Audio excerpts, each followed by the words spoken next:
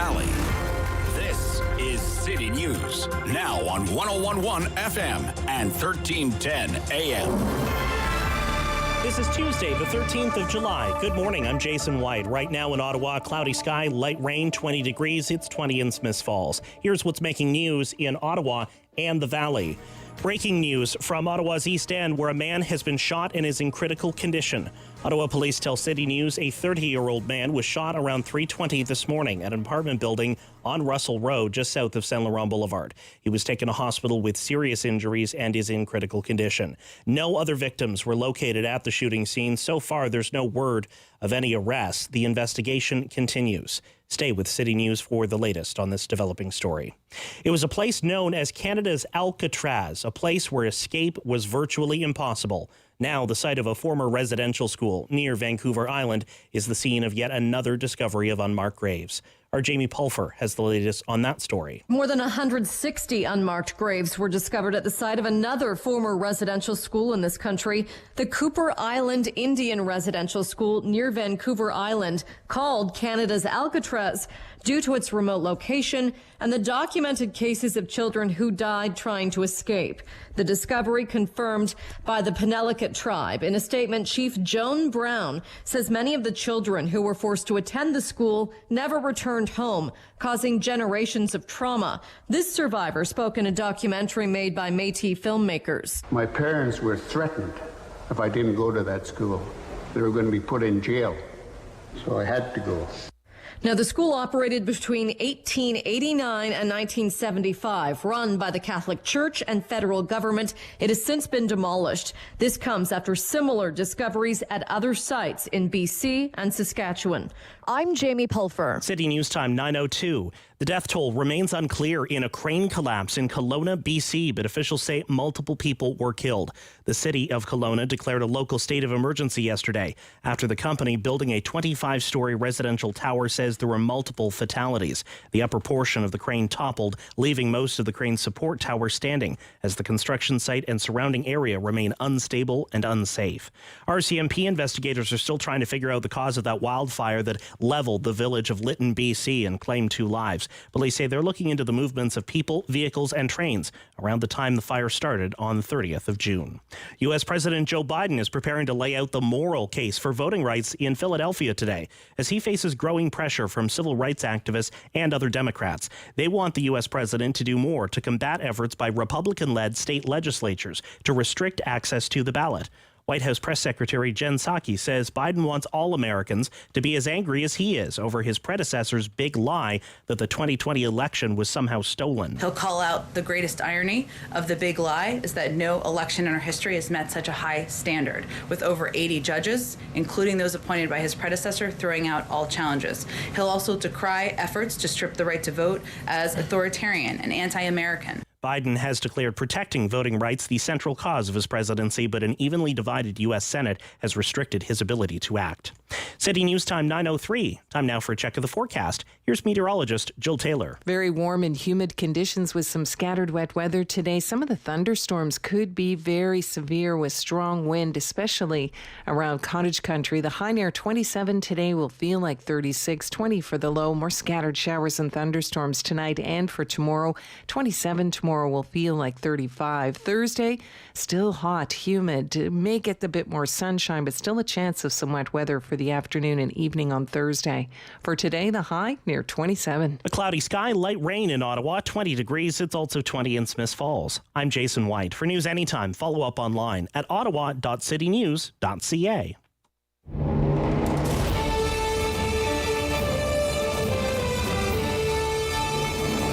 Good, bad, or complicated. There's no news in Ottawa and the Valley he won't talk about. It's the Rob Snow Show on Rogers TV and City News. 101.1 FM and 1310 AM. Busy in the news game today. Everywhere you look, there's news. Welcome to the Rob Snow Show on City News. Canada has new climate targets, new targets for greenhouse gas emissions, and a lot of people in the environmental movement are not impressed. According to a news report from the National Observer this morning, the 2030 greenhouse gas emission reduction target is being widely panned for its inadequacy. The 2030 greenhouse gas emission target is a reduction of between 40 and 45% below 2005 levels. So by the year 2030, by the year 2030. So almost in half, but not quite in half, 40 to 45% cut in greenhouse gas emissions in less than a decade. I mean, it sounds mighty ambitious to me, but again, I'm not a national program director for an environmental organization. But Dale Marshall is, and he is quoted this morning in this National Observer News report accusing the Trudeau government of basically being climate deniers. He is with a group called Environmental Defense, and according to the National Observer, quote, Canada's lack of action and ambition amount to climate change denial. Quoting Dale Marshall, Environmental Defense, on the Trudeau government's record. It's not denying the science, he says. It's denying what needs to be done to deal with it, which is phasing out fossil fuels, he said. Justin Trudeau, picture this, okay? Justin Trudeau, climate denier. I have to say, I don't know about you, David, I have to say, I did not have that one on my pre-election bingo card. How about you? You have that one? No, I didn't. We'll Justin call that a free Trudeau. space. Free space. And I mean, he's not the only one who's less than impressed. NDP Critic, Environment and Climate Change, said in the 6 years the Liberals have been in power, our emissions have risen every single year, and it is shameful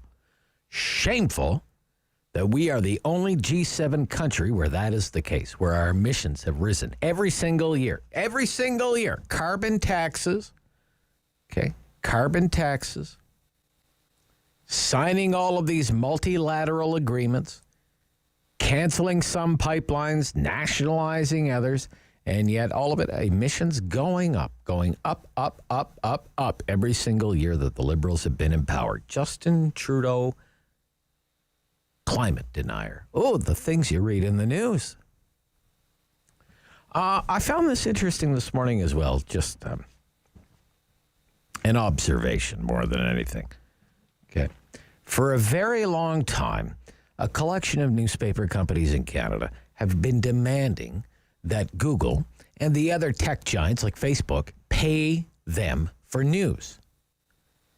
In fact, going so far as to say the government should pass legislation and the government should force Google and Facebook to pay newspapers for news. There was a story this week in the newspaper about it. Quote, Andrew McLeod, the chief executive officer of Post Media, which owns the National Post and dozens of other newspapers in Canada, said he's concerned the federal government hasn't passed legislation to force big tech companies such as Google and Facebook to pay news organizations for content. And hey, I sympathize. It's tough being in the newspaper business. It's tough being in the Canadian news media altogether and to try and compete with Google and Facebook. But it is curious because it is the newspaper industry that has been so vocal. And yet this morning's front page, both the National Post and the Ottawa Citizen, two Post Media newspapers. What do you see there? A full-page ad for, let's hold this up here, Google Workspace. Yes. Say hello to Google Workspace. Used by 3 billion people around the world. Maybe that's the closest thing the newspapers can get to Google paying for news, is actually buying advertising in the old-fashioned newspaper. Oh, I have to say as well, the Liberals are sounding kind of Trumpian lately. Well, if I said, David, fake, you would think Trump would come to mind, right? Fake. It's fake news. It's right? his calling fake card. News. Fake, right? Sad. Or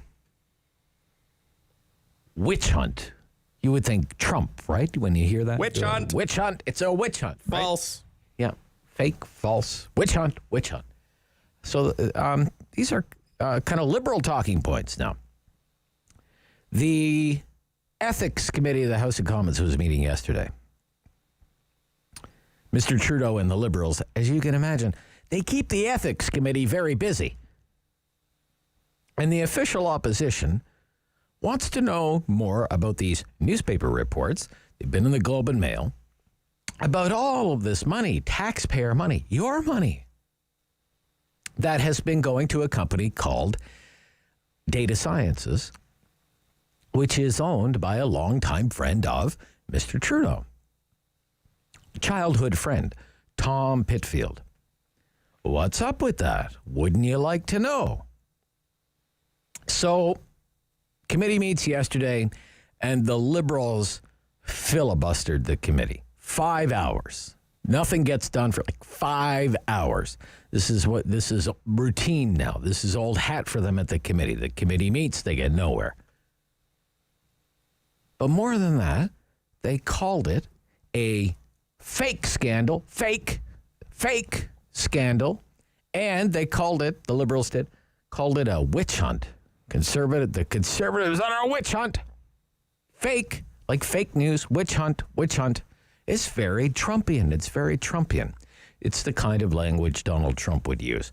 But honest to God, whatever. I don't know if this scandal is going to go anywhere. SNC Lavalin didn't go anywhere. We Charity Affair didn't do much to stop this Trudeau freight train. But how hard is it? Okay. Not just for liberal politicians, but politicians of all stripes. Okay?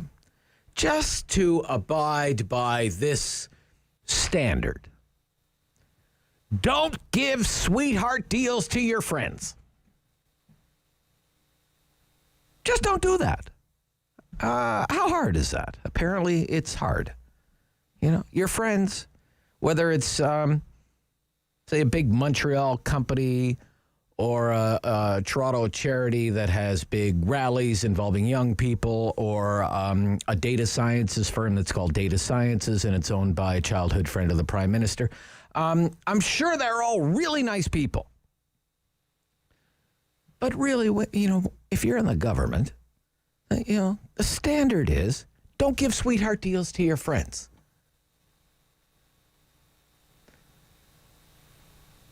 It's not a good look. Gosh, and as the years go by, how can you help but not conclude that it seems to be it's who you know in the PMO?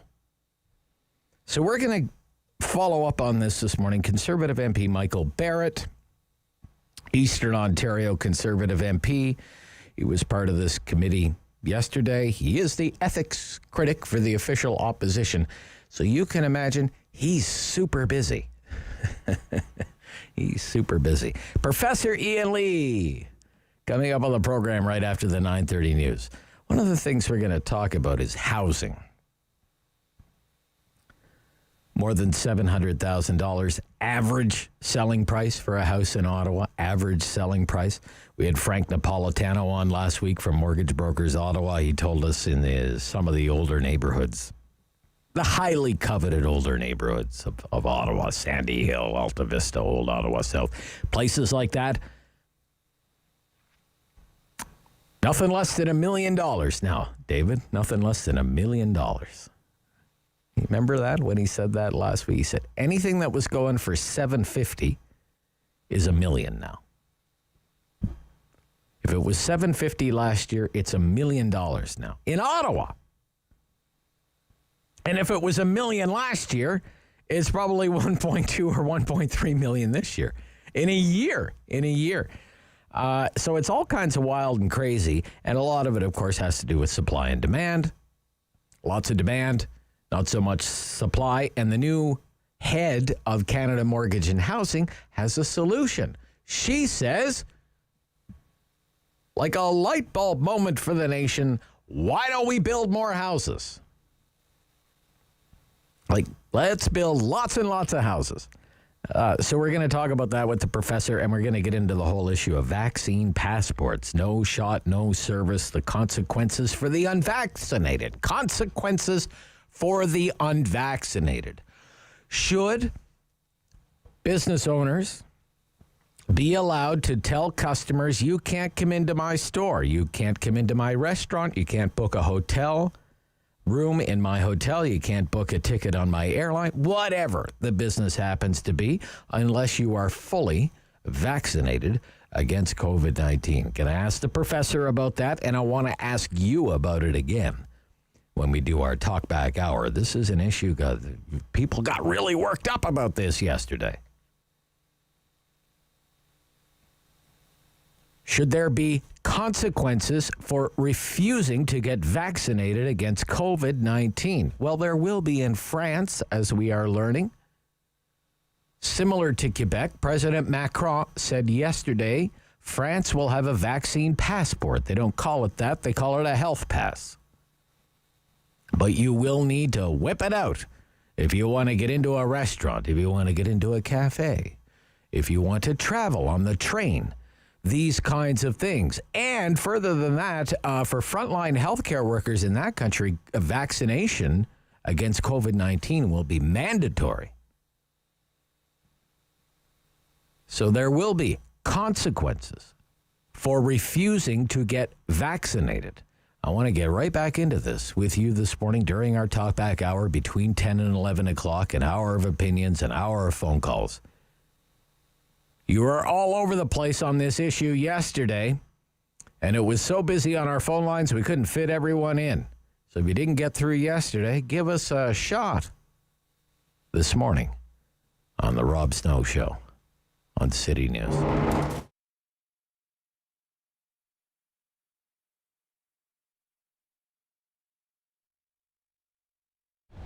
An old-fashioned traditional grocery store. You're going to find a butcher, okay? You want a steak cut a certain way, you're going to get it. You know, there's flour piled in the warehouse. There's mixers on the floor. There's flour on the floor. The bakery's rented out to Frank Nicolo. It's him and his son come in at night. They mix the dough, they roll the dough, and they bake the dough. It's not the traditional frozen and thaw and put it in the bin, okay? It's made from scratch 7 days a week. It's probably the only bakery left in Ottawa that does that. You know, then customer service. You know, we're big on that. The cashiers, the deli. You're not, if you ask for something, they're not going to point, it's an aisle number 7. They're going to bring you there, okay? If you have too much groceries out, we'll take it out to your car. You know what I mean? There's nothing we don't do for our customers. And we evolved around our customers. They would come in and say, you know, can you try getting me this? You know, can you get me this? So that's how we built the lineup we have now, okay? So we have a lot of unique items that someone that came over to, you know, live in Canada hasn't seen this particular product, but we sourced it and we have it for them that, you know, like something they used to have as a kid. We have a lot of those unique items, a lot, you know, from like all over the world. And we source it through, you know, distributors in Montreal and Toronto that bring in the product in bulk, and we piggyback off of them. Probably the largest European deli in Ottawa. We sell lots because people buy lots. It's nothing really complicated about that. You know, we turn over a lot of product. You know, we package it properly. We buy, and we're always consistent. You know, you're always going to find, you know, Cuddy turkey breast, you know, San Daniel mortadella. You're always going to get the same brands. We don't flip back and forth to save 20 cents. It's always the same brands, the last 29 years. Best sandwiches in town. It's simple. It starts off with fresh bread every day baked in the store. Anything that's left over goes to breadcrumbs. So you're getting a fresh bun every day that was baked probably 4 hours before you get here, okay? Not only baked, made, like, you know, mix the flour, roll the dough, proof the bread, and bake the bread, okay? Then all the ingredients come right off the shelves. You know, your lettuce, your tomatoes, all your condiments, and they're cut up fresh in the deli. Not like the big, you know, corporate restaurant chains that your lettuce comes in shredded in a bag, you open it up and you throw it in the bin. You know, takes, you know, 2 or 3 days to get here from California. How long is it in the bag? The big difference is like making a sandwich at home and you don't have to do the work. It's really what the trick is, and using the freshest ingredients possible.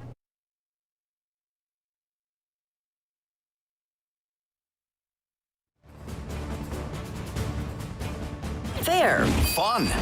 The Rob Snow Show returns On Rogers TV and City News, 101.1 FM. and 1310 It AM. was the Globe and Mail that broke this story about data sciences, Montreal-based data sciences, which is run by a man named Mr. Pitfield, Tom Pitfield, lifelong friend of Prime Minister Justin Trudeau. There's a follow-up report in the newspaper this morning in the Globe and Mail from Bob Fife and Steve Chase, and this is what it says. Liberal MPs on Monday, yesterday, filibustered an attempt by opposition parties to hear testimony from the party's chief digital campaign strategist regarding constituency work that his company is being paid by taxpayers to perform. So Michael Barrett is the ethics critic for the official opposition, the Conservatives, and he joins me this morning here on City News. Good morning. Good morning, Rob. What do you want to know with this story here? What do you want to know? Well, it's clear that someone in the Trudeau government orchestrated a scheme that sees 95% of elected Liberal MPs sending taxpayer dollars to the Prime Minister's buddy and groomsman, Tom Pitfield. And the contention that they've made is that Data Sciences, the Pitfield company, is offering tech support for this other company's program, and that company is NGP Van. And NGP Van ran the software and the digital campaign for Barack Obama, also for the Liberals, their famed Liberalist database. The problem, Rob, is that NGP Van, in the service contract that Fife and Chase published in their paper last week, shows that NGP Van is already charging taxpayers through Liberal members' office budgets for that same tech support. So what are the Liberals paying Pitfield for, and who orchestrated this unified campaign to funnel these tax dollars to the exact same outfit that's running the digital data collection operations for the political Liberal Party? Okay. What is the difference for the uninitiated? Let's break this down here. What is the difference between constituency work and voter outreach? Yeah, so I can use my office as an example. So we found a vendor who offered a software package. My office, procured that, and Elections Canada sends a list of all of the registered electors in our ridings to MPs' offices so that we can provide them with services, passports, old age security, Canada Child Benefit, etc. So we have that list, and I manage that in my office. It's purely for constituency work to help them with those federal programs. Like, Mr. Barrett, I need a SIN card. Mr. Barrett, I need a passport. Mr. Barrett, I need a point in the direction on an EI claim or something like that, right? Exactly. Yeah. So that's my office has that program. Now, separately, I'm also I'll be a candidate in the next election that looks like the Prime Minister Trudeau is going to call in about a month.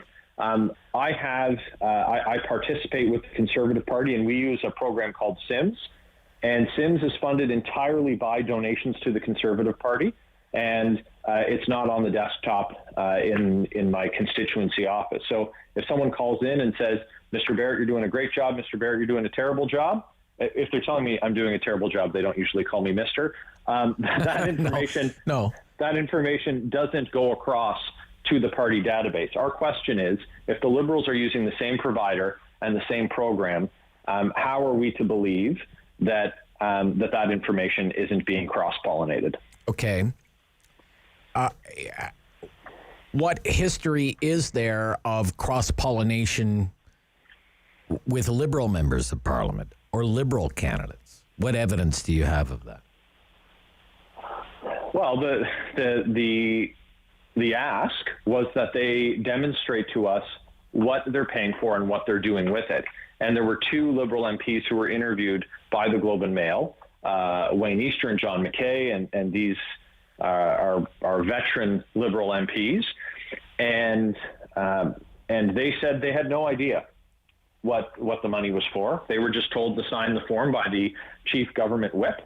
and the money would be withdrawn from the members' operating budget, and they were told it was all above board. I'm paraphrasing, but that's the essence of what both those gentlemen said, and that's a concern. So we need to demonstrate it then that this isn't a case where a personal friend of Minister Miller, Minister O'Regan, Prime Minister Trudeau, former Principal Secretary Butts aren't getting a sweetheart deal at the taxpayer expense and providing no service to Canadians in exchange. That's the real question here. The managing director of the Liberal Caucus Research Bureau has said, quote, there is an inviolable wall between the two, between the constituency work and any partisan work. What do you think about that defense? Well, I think that it's been demonstrated before that there's no inviolable wall between Liberal insiders, Justin Trudeau's friends, and taxpayer dollars.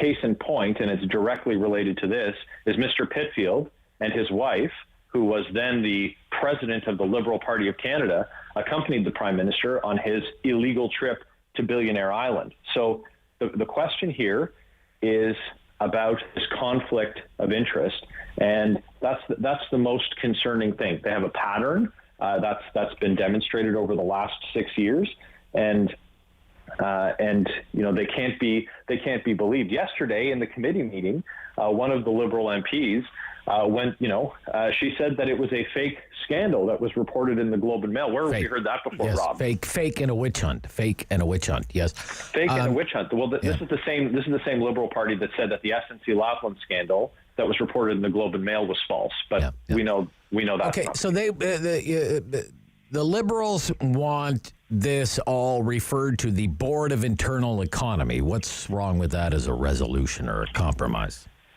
Well, the Board of Internal Economy acts on a consensus basis, and the Liberals on the committee would not consent. Its proceedings are also secret.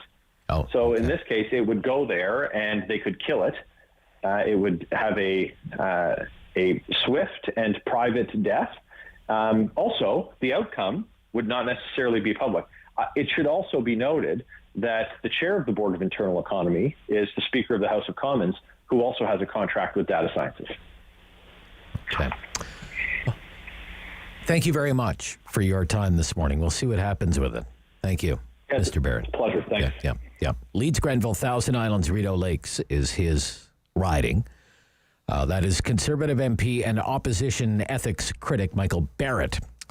Right after the news, it's the Professor Ian Lee from Carleton University. This is City News.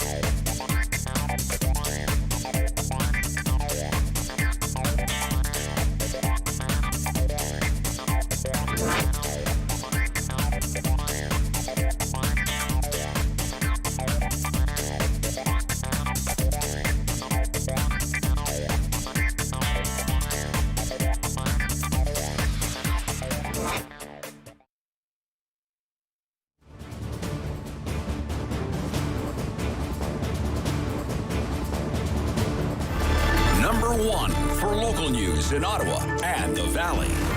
This is City News, now on 101.1 FM and 1310 AM. This is Tuesday, the 13th of July. Good morning, I'm Jason White. Right now, light rain, 20 degrees. Here's what's making news this hour.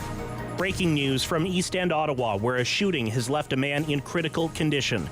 Ottawa police tell City News the 30-year-old was shot at an apartment building around 3:20 this morning on Russell Road, south of Saint Laurent Boulevard. So far, no arrests. Stay with City News for the latest on this developing story. 2 people have been displaced by an early morning fire in Blackburn Hamlet. Happened in a vacant apartment on Innes near Bearbrook Road. Firefighters quickly extinguished the fire before it could spread. But Ottawa Fire says 2 people in another unit have been displaced. They're now being helped by the Red Cross. Parents and health experts are calling on the province to release specific guidance under its reopening plan for children too young to get COVID-19 vaccinations.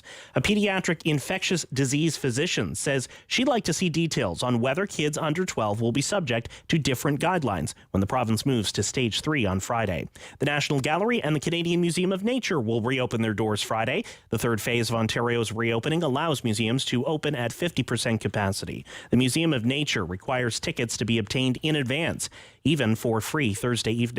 City News Time 9:31. I'm Jason White. For news anytime, follow up online at ottawa.citynews.ca. He's a pillar of community opinion. The Rob Snow Show returns On Rogers TV and City News. 101.1 FM And 1310 AM.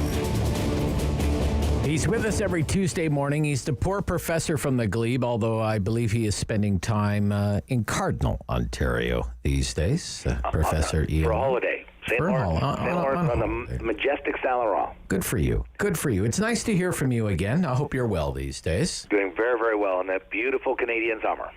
So I read recently, we've talked in the past about how the province of Newfoundland and Labrador is staring fiscal austerity right in the face. There's been this big government report that proposes all sorts of things, from selling off crown corporations to hiking every conceivable tax to cutting the budgets for healthcare and education. And the best-known university in Newfoundland, it may be the only university in Newfoundland, Memorial University, is not being spared, and it announced recently that it is going to double the tuition.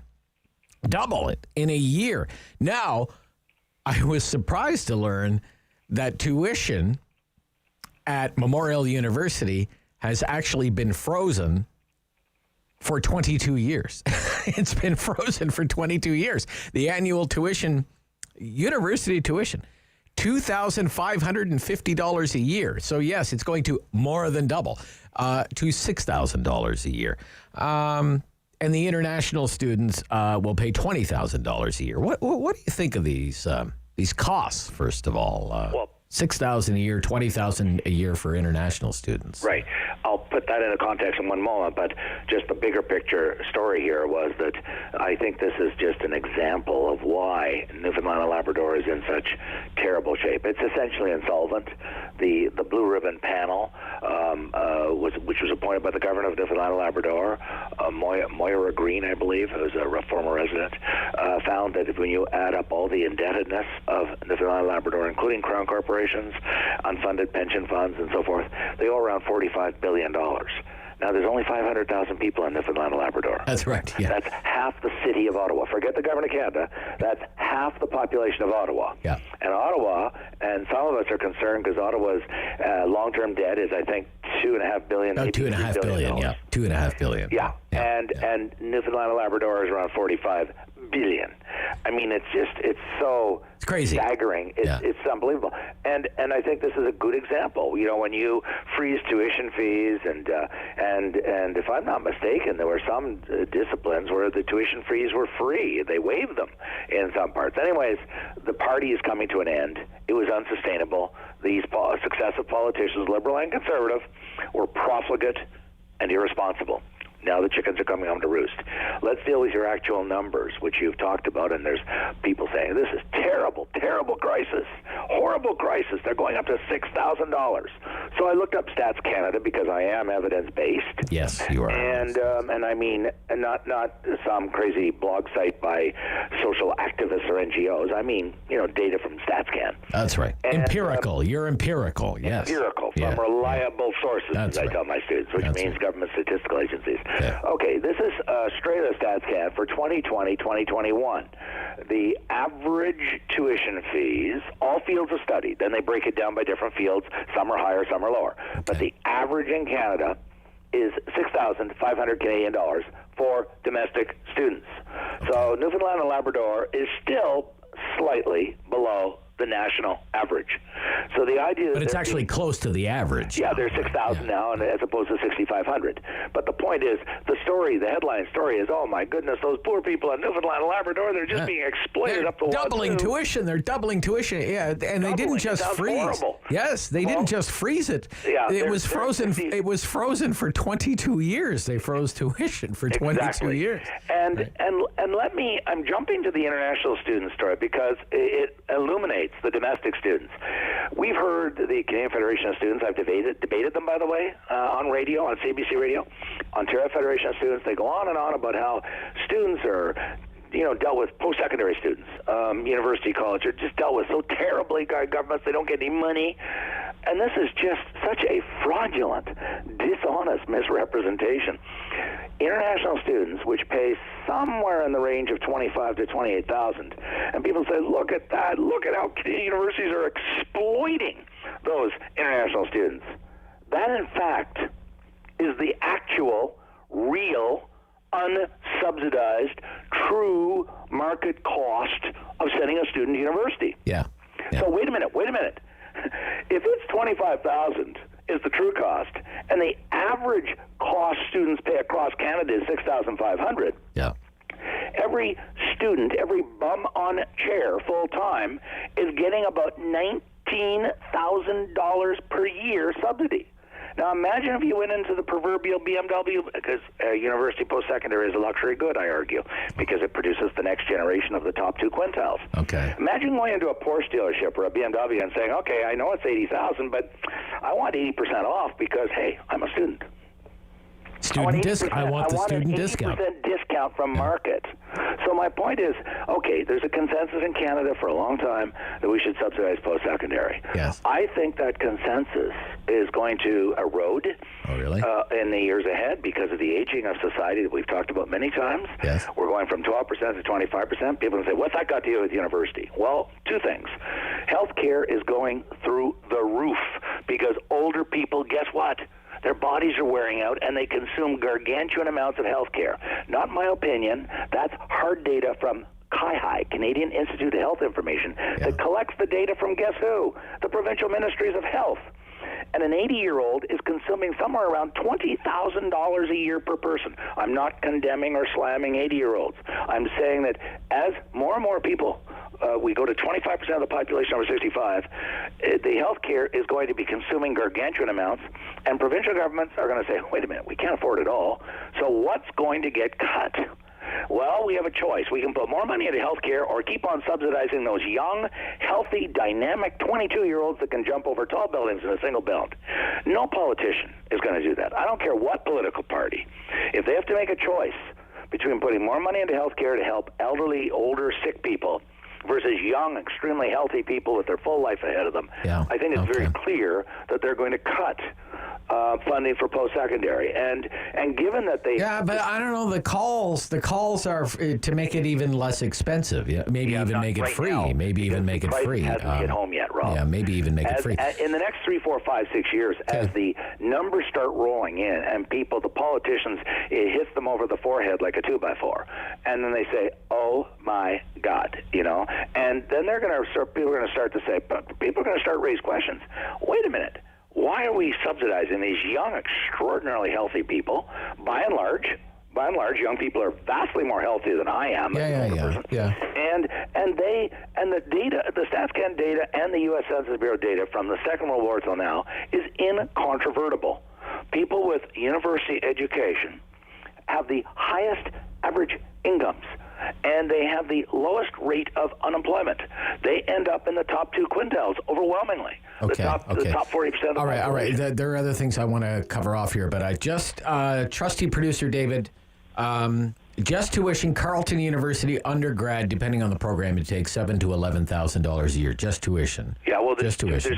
fees in there too. Remember, and then it says ancillary fees. Ancillary fees will drive it up closer to it. That's right. Yeah, yeah. Tuition and student fees. International students, $29,000 for a Bachelor of Arts at Carleton University. And that international price. The next time anybody says, Canadians are exploiting international students, they are paying the actual, real, true accounting cost of educating one full-time student annually. It is not $6,000, $8,000, or $10,000 a year. It is more like between 25 and 30. And anybody wants to challenge me, they can go look up Universities Canada, which is the representation, the association, or they can go to HESA, which is a sort of a think tank about higher education in Canada. It's run by an individual, and I don't know him, but he's got really good data there on the numbers. And it's really an eye-opener. And then the question is, well, why do we subsidize the future elites? This is just like saying, well, only people in the wealthiest postal codes should get home delivery because Mr. Trudeau believes that they should, or giving pharmacare universally to high-income. Well, I mean, you say we're subsidizing elites, but it's if you this would be one of the arguments. Maybe if it was less expensive, it wouldn't just be for the elite. Well, hang on. I hear that argument all the time, and it is truly bogus, Rob, and I'll tell you why. Okay. All right. Every university, Canada and the States, those are the 2 countries I'm most familiar with, they have so many scholarships and subsidies built into the system. It is truly astonishing. And I keep saying this, if you are a bright kid, really smart kid, and you're in one of the poorest parts of Canada or the States, there's all kinds of scouting systems and systems designed to ferret out, identify these kids, and throw money at them, which is a good thing. I'm not criticizing this. And so this myth that the really bright student who's in a poor family can never go to university is just bogus. You're running 98% in high school or public school, okay? They're going to find out about you, the universities, and you're going to get recruited. Okay, now, if you are in a poor family and your marks are so-so or worse, no, you're right. But then the whole system is geared towards, we give scholarships now to students above, I'm not speaking on behalf of Carleton, I'm not in administration, but at most universities, I believe, give scholarships now with a high school average of it's either above 95% or 98%, and then they truly throw lots and lots, they'll give them free tuition. And so the point is, if you're really smart, you're getting really good grades, you will go to university if you so choose, and your bills will be looked after. If you're an average student, you'll have to pay the freight. But one more quick point, Rob. If higher tuition fees, I think, will force high school students who are looking at going to university to be much more, shall we say, discriminating. If I have to pay, let's say, $15,000, one of the biggest questions I'm going to say is, okay, what am I going to get for that after paying that for 4 years? What are my job prospects? What are my income prospects? And I think it will cause students to be much more strategic, much more discerning, and some programs, the STEM programs, will profit because they're doing so well in the marketplace, and other programs that have a less successful record may find that they are not doing so well and may lose even more students. All right, gotta go. We'll be right back with Professor Ian Lee. Part 2, we'll talk about housing, the price of housing, cost of housing here in Canada. What can be done about it? Hey, how about this idea from the head of CMHC, CEO CMHC, Romy Bowers? Build more houses. When we come back, Rob Snow Show on City News.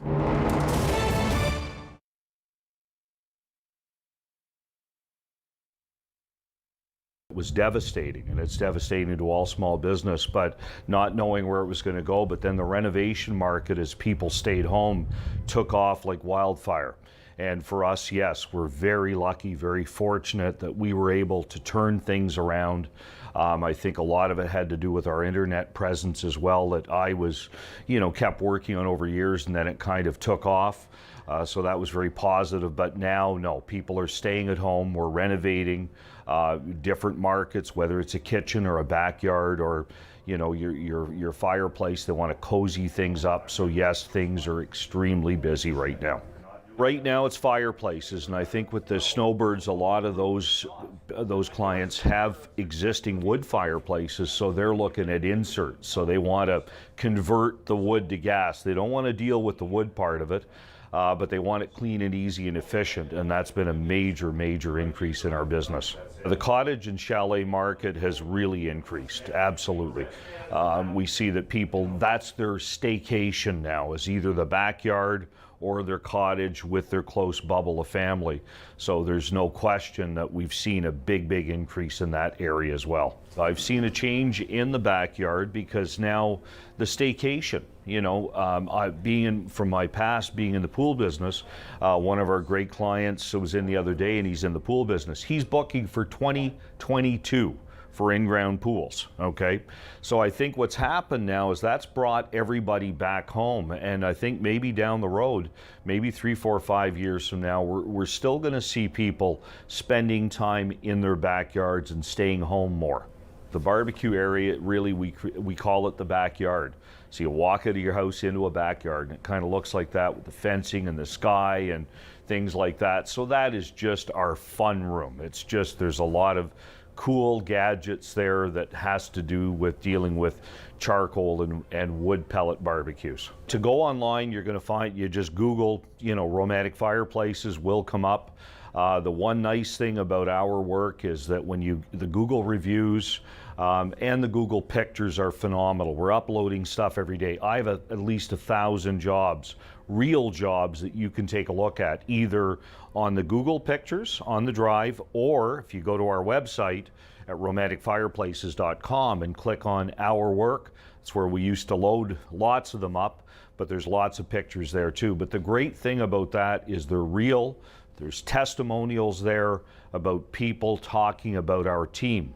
And our team here is unique to everybody else. It's two small teams, but these fellas work for me. They're our guys. So when they go into your home, they care as much about your house as you do.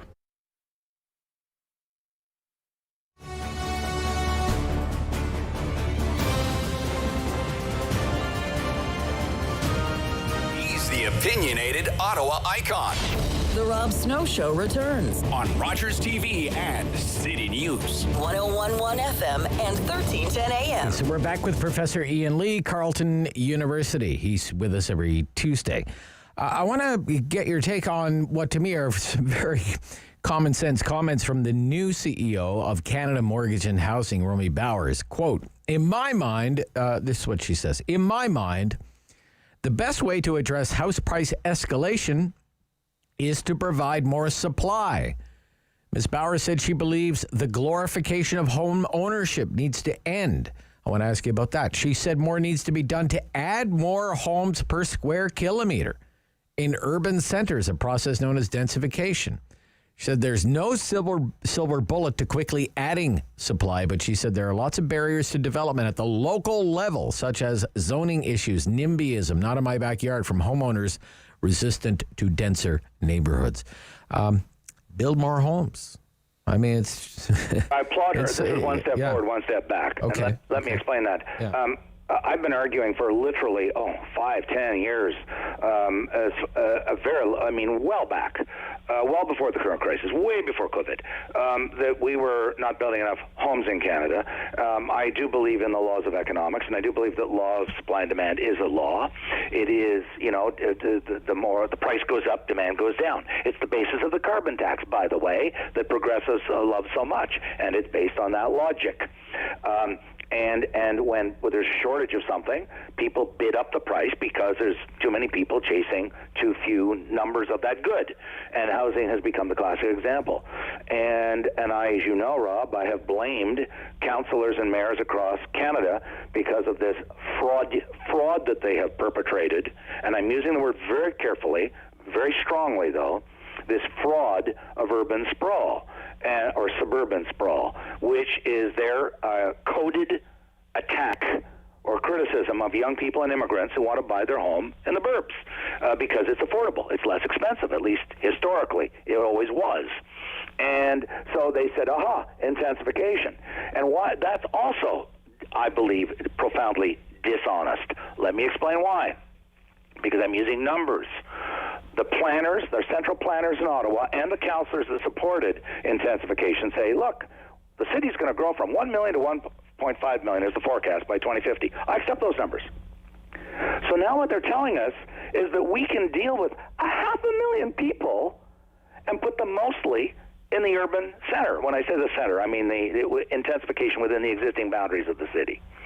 I mean, that's, I think, just nonsense, unless we are truly going to be putting up high-rise buildings, 40-story buildings in the middle of Alta Vista, in the middle of Westboro and Sandy Hill, and goodness gracious, how about Rockcliffe and New Edinburgh? And my point being that from the beginning of this country, and the states too, we grew as the population grew because we've always been receptive and supportive and towards immigration, both countries. The two countries have brought in more immigrants than any other countries in the world, bar none. And how did we deal with the growth of the population? Well, we added new suburbs to the edge of the city. As I keep saying, Ottawa, once upon a time, was the market. And then the first suburb of Ottawa was the Glebe. And then we added on Sandy Hill. And then we added on, and so on and so forth. So my point is, that's how we've always dealt with growth. We have built more suburbs. And they say, we can't afford it. Yes, we can. We've done it for 150 years. And so they put forward this nonsense that it's you can't grow anymore, so we got to intensify. And what we're doing is we're going to be destroying neighborhoods by putting up high rises in single family neighborhoods. As we saw in The Citizen in that story just this past week.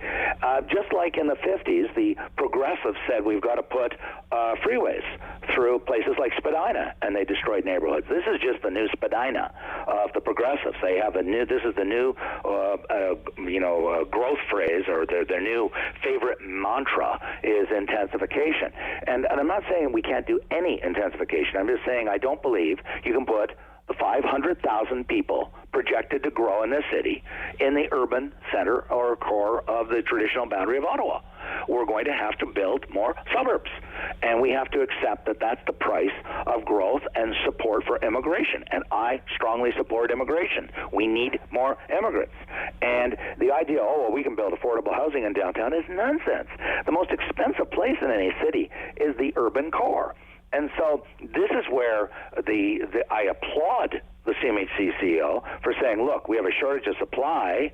I was critical of her for saying, let's get rid of this, whatever she called the phobia, or passion for home ownership. Glorification. There's nothing glorifying about it. I mean, what else are you going to invest your money in? You going to stay rental? I rented my first apartment on 5th Avenue in the early 70s, a basement apartment, and I was paying $95 a month. Right. Now it was a one-bedroom. Now a one-bedroom apartment in the Glebe is $1,800 a month. Okay? So my point is, if I hadn't bought, as I did eventually, I'd be paying today $1,800 a month, and I wouldn't have any equity at all. And they're calling that glorification? I call that common sense.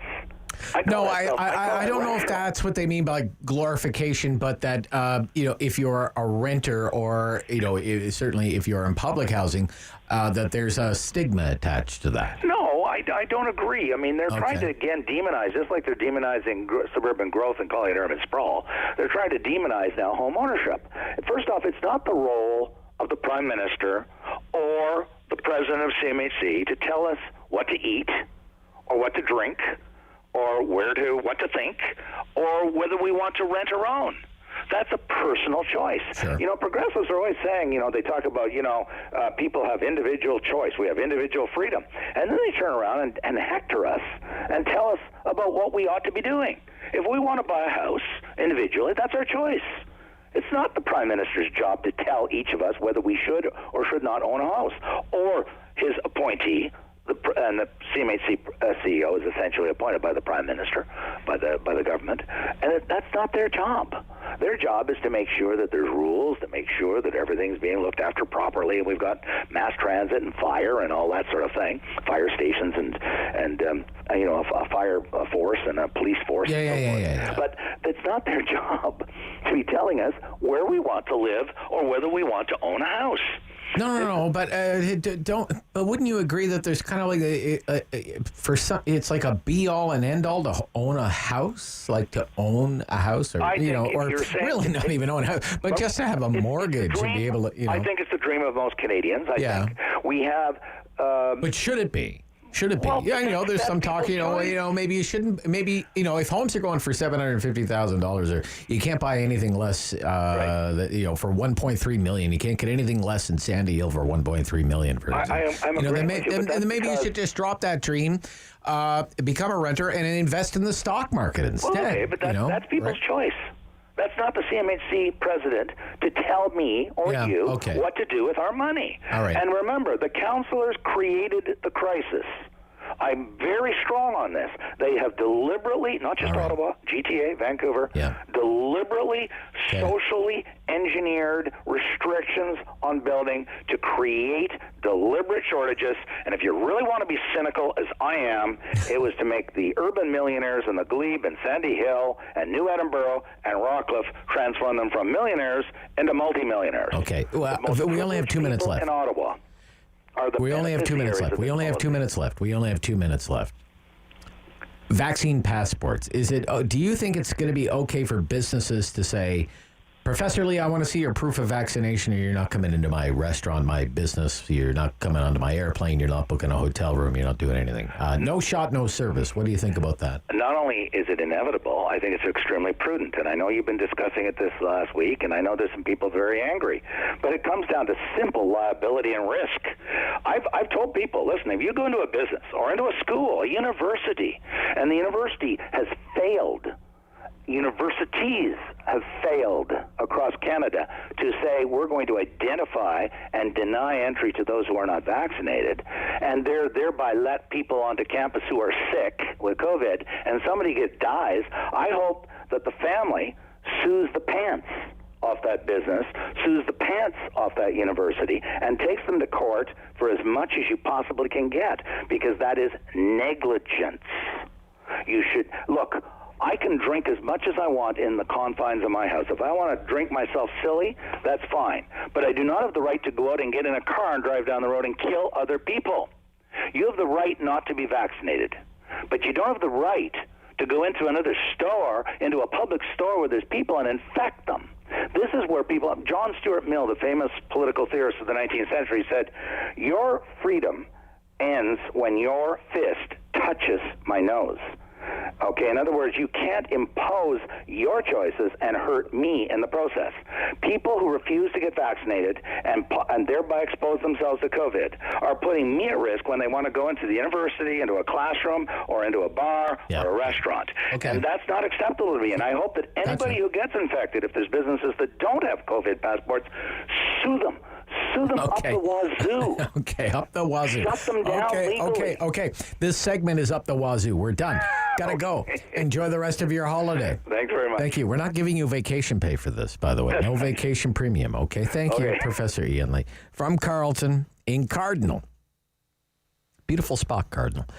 Back right after the 10 o'clock news with the Talkback Hour, and we're picking up where we left off yesterday on this whole issue of vaccine passports. This is City News.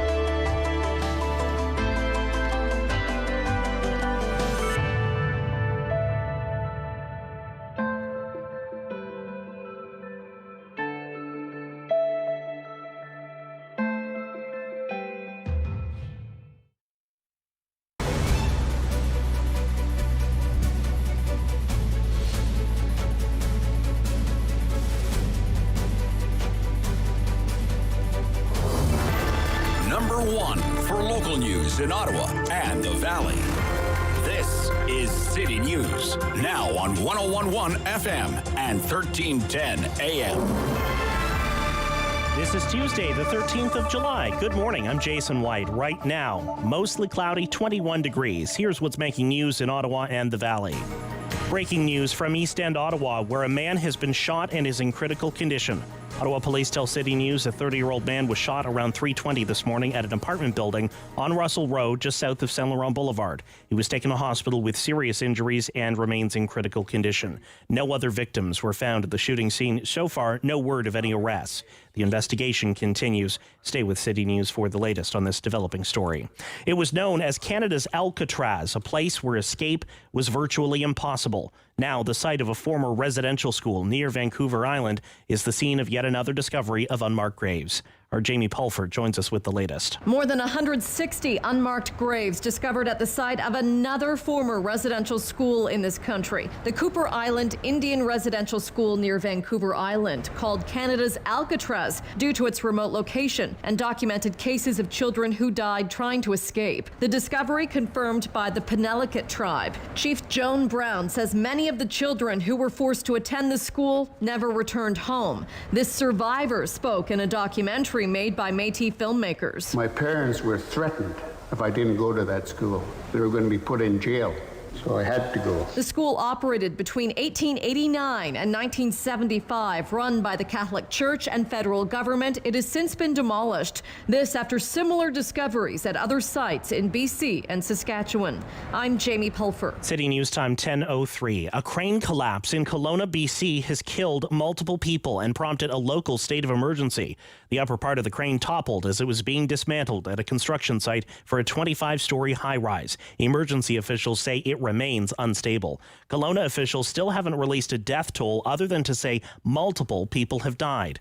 The company behind the construction says those who died were contractors working on the project. BC Emergency Health says paramedics rescued 3 people. There are reports at least 1 person is unaccounted for.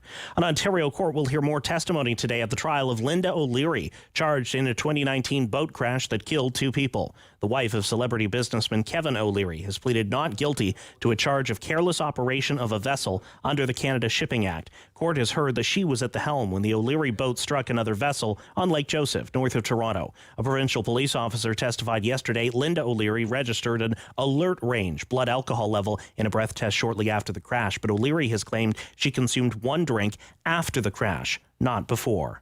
The federal justice minister says any effort to intimidate a judge is not acceptable in a free and democratic society like Canada. The comments come after a group backing some churches that are challenging COVID-19 public health orders admitted hiring a private investigator to follow the Chief Justice of the Manitoba Court of Queen's bench. He's yet to rule on the church's constitutional challenge, but says his decision will not be influenced by his experience being followed by a PI. Time now for a look at your forecast. Here's meteorologist Jill Taylor. Scattered showers and thunderstorms today, and heads up, some of these storms could be severe this afternoon, bringing very strong gusty wind. High near 27 will feel like 36, 20 for the low. More scattered showers and thunderstorms for tonight and for tomorrow. Tomorrow's high 27 will feel like 35. A bit more sunshine for Thursday, but still a chance of some wet weather for the afternoon and evening on Thursday. For today, the high near 27. Right now, mostly cloudy, 22 degrees. I'm Jason White. For news anytime, follow up online at ottawa.citynews.ca. Talk back. Hello. On the Rob Snow Show. The phone lines are open at 613-750-1310. Now, the Rob Snow Show continues. Should there be consequences for people who refuse to be vaccinated? I want to get right back into this with you again. Not vaccinated, you can't come into this store. Not vaccinated, you can't come into my restaurant. Not vaccinated, you can't come back to work in the office. You can't work here at all. This is what I'm talking about. We won't hire you unless you're vaccinated.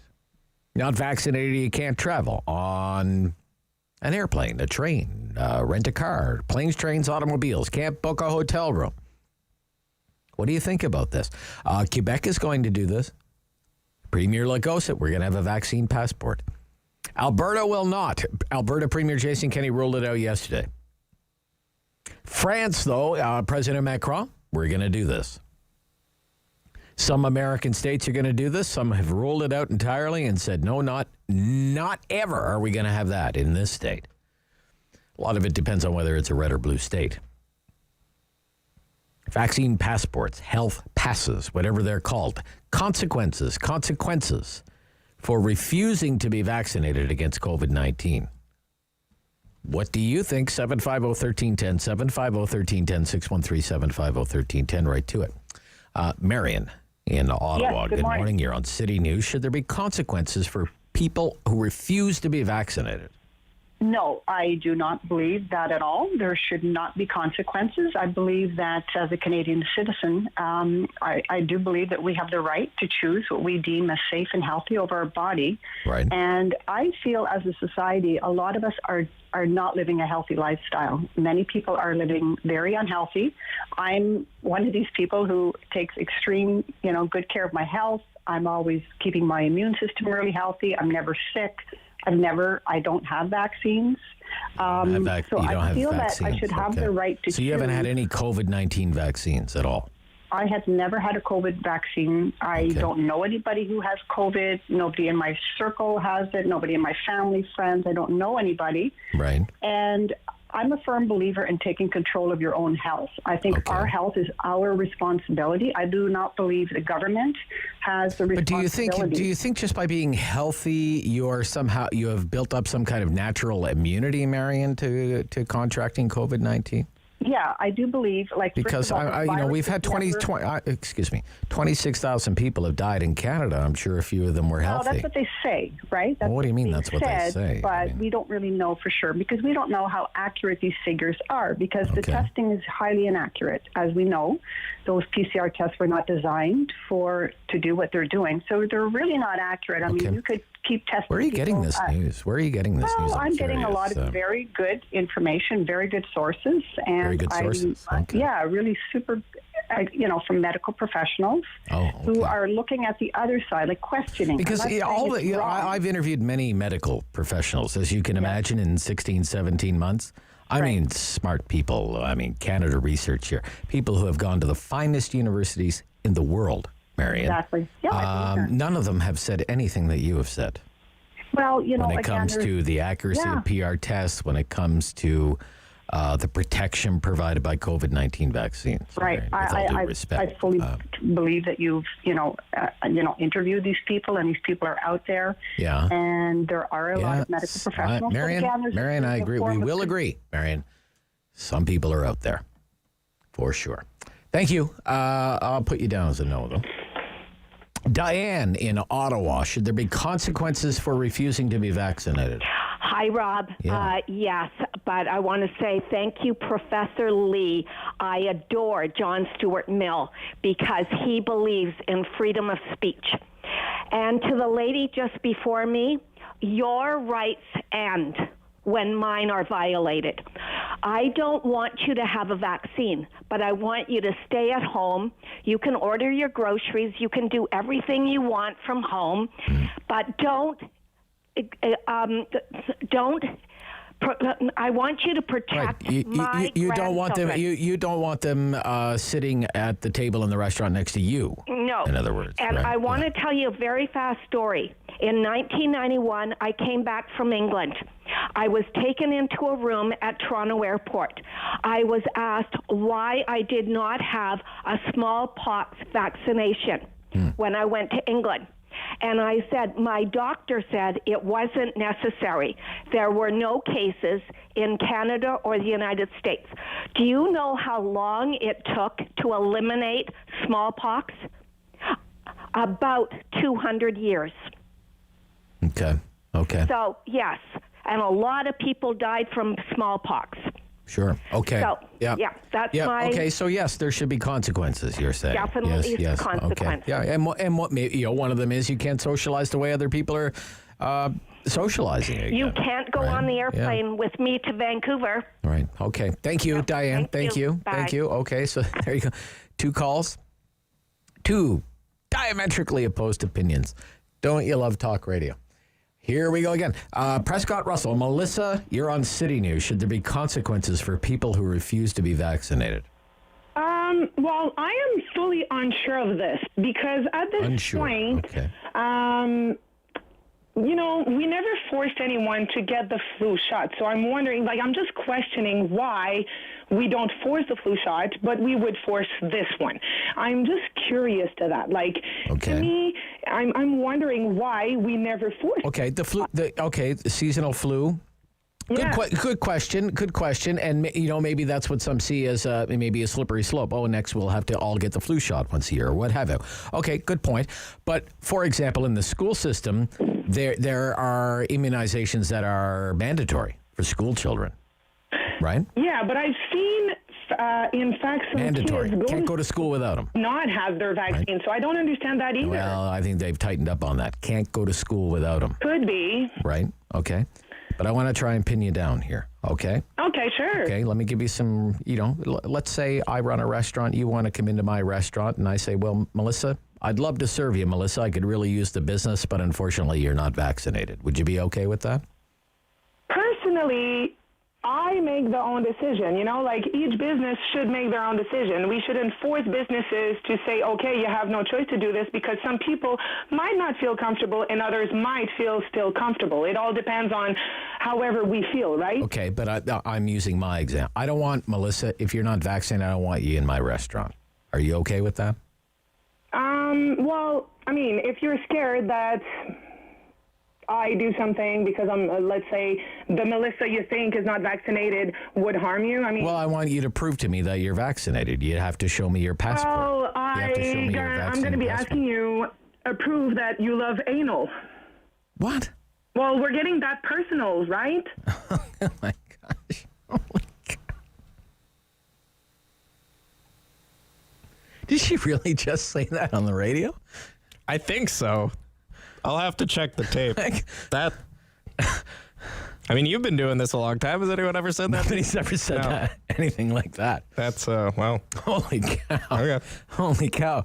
Have some people, I wouldn't want her in my restaurant. I can tell you right. Melissa, you're banned from my restaurant. Banned, I say. Holy smokes.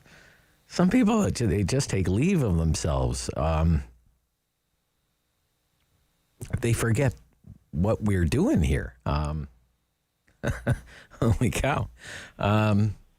Steve. Hey. Hi, good morning, Steve. How you doing, Rob? Just. So kind of funny. Hey, I got a couple things here. Okay. I talked to a bunch of people. I got sick last year in February. Yeah. Really sick right before I moved, and I was pretty sure I had COVID. I never got tested this year or anything, but wouldn't that mean I'm immune to it? So, I've talked to 20 people who also the same thing between December and March last year. Maybe you're naturally immune now, right? Well, that's what I'm thinking, right? Yeah. So why are they saying 90% if 30% of say 20% of the people already had it and got over it? Wouldn't they be just immune to it? Okay, I understand what you're saying. That's not really the question that I'm asking because I'm getting to that too. I think that internationally, for international flights, I think sure a vaccine passport makes a lot of sense. Yeah. Going to the grocery store, I don't think it makes a lot of sense. We're going to the grocery store now. If people are getting vaccinated and they're worried about getting sick, maybe they're not too confident in the vaccine. Okay. You know what I mean? Because the whole reason to get vaccinated is so you don't get sick. So why are you worried about me if I don't get vaccinated when you're vaccinated? The whole reason you got vaccinated is so you don't get sick. You're not going to get sick from me if you're vaccinated, right? So don't worry about me. I'm not worried about you. Well, hold on, Steve. I hear this all the time. There will be people who cannot get vaccinated. Okay, they're immunocompromised. They're going through other health complications. For example. Well, what are they going to do? You know what I mean? This is what I'm saying. So right. Are they not going to go outside ever? Well, again? if you're unvaccinated and I'm undergoing chemotherapy and we bump into each other, Steve, we haven't seen each other in a while. You have COVID. Maybe you don't even know it. That's a death sentence for me. Well, that means you should be more concerned about than I should. All right. Okay. Well, that's why we're trying to achieve herd immunity, Steve, to make sure. I think that they should be going from a 90% to an 80% number. The attitude should be just as it was. This is my own personal opinion. Your attitude should be, it's your civic duty, Steve. Well, for the greater good, Steve. For the greater good, Steve. For the greater good. We got to go. 10:15. Rob Snow Show on City News. The Rob Snow Show, brought to you by Myers.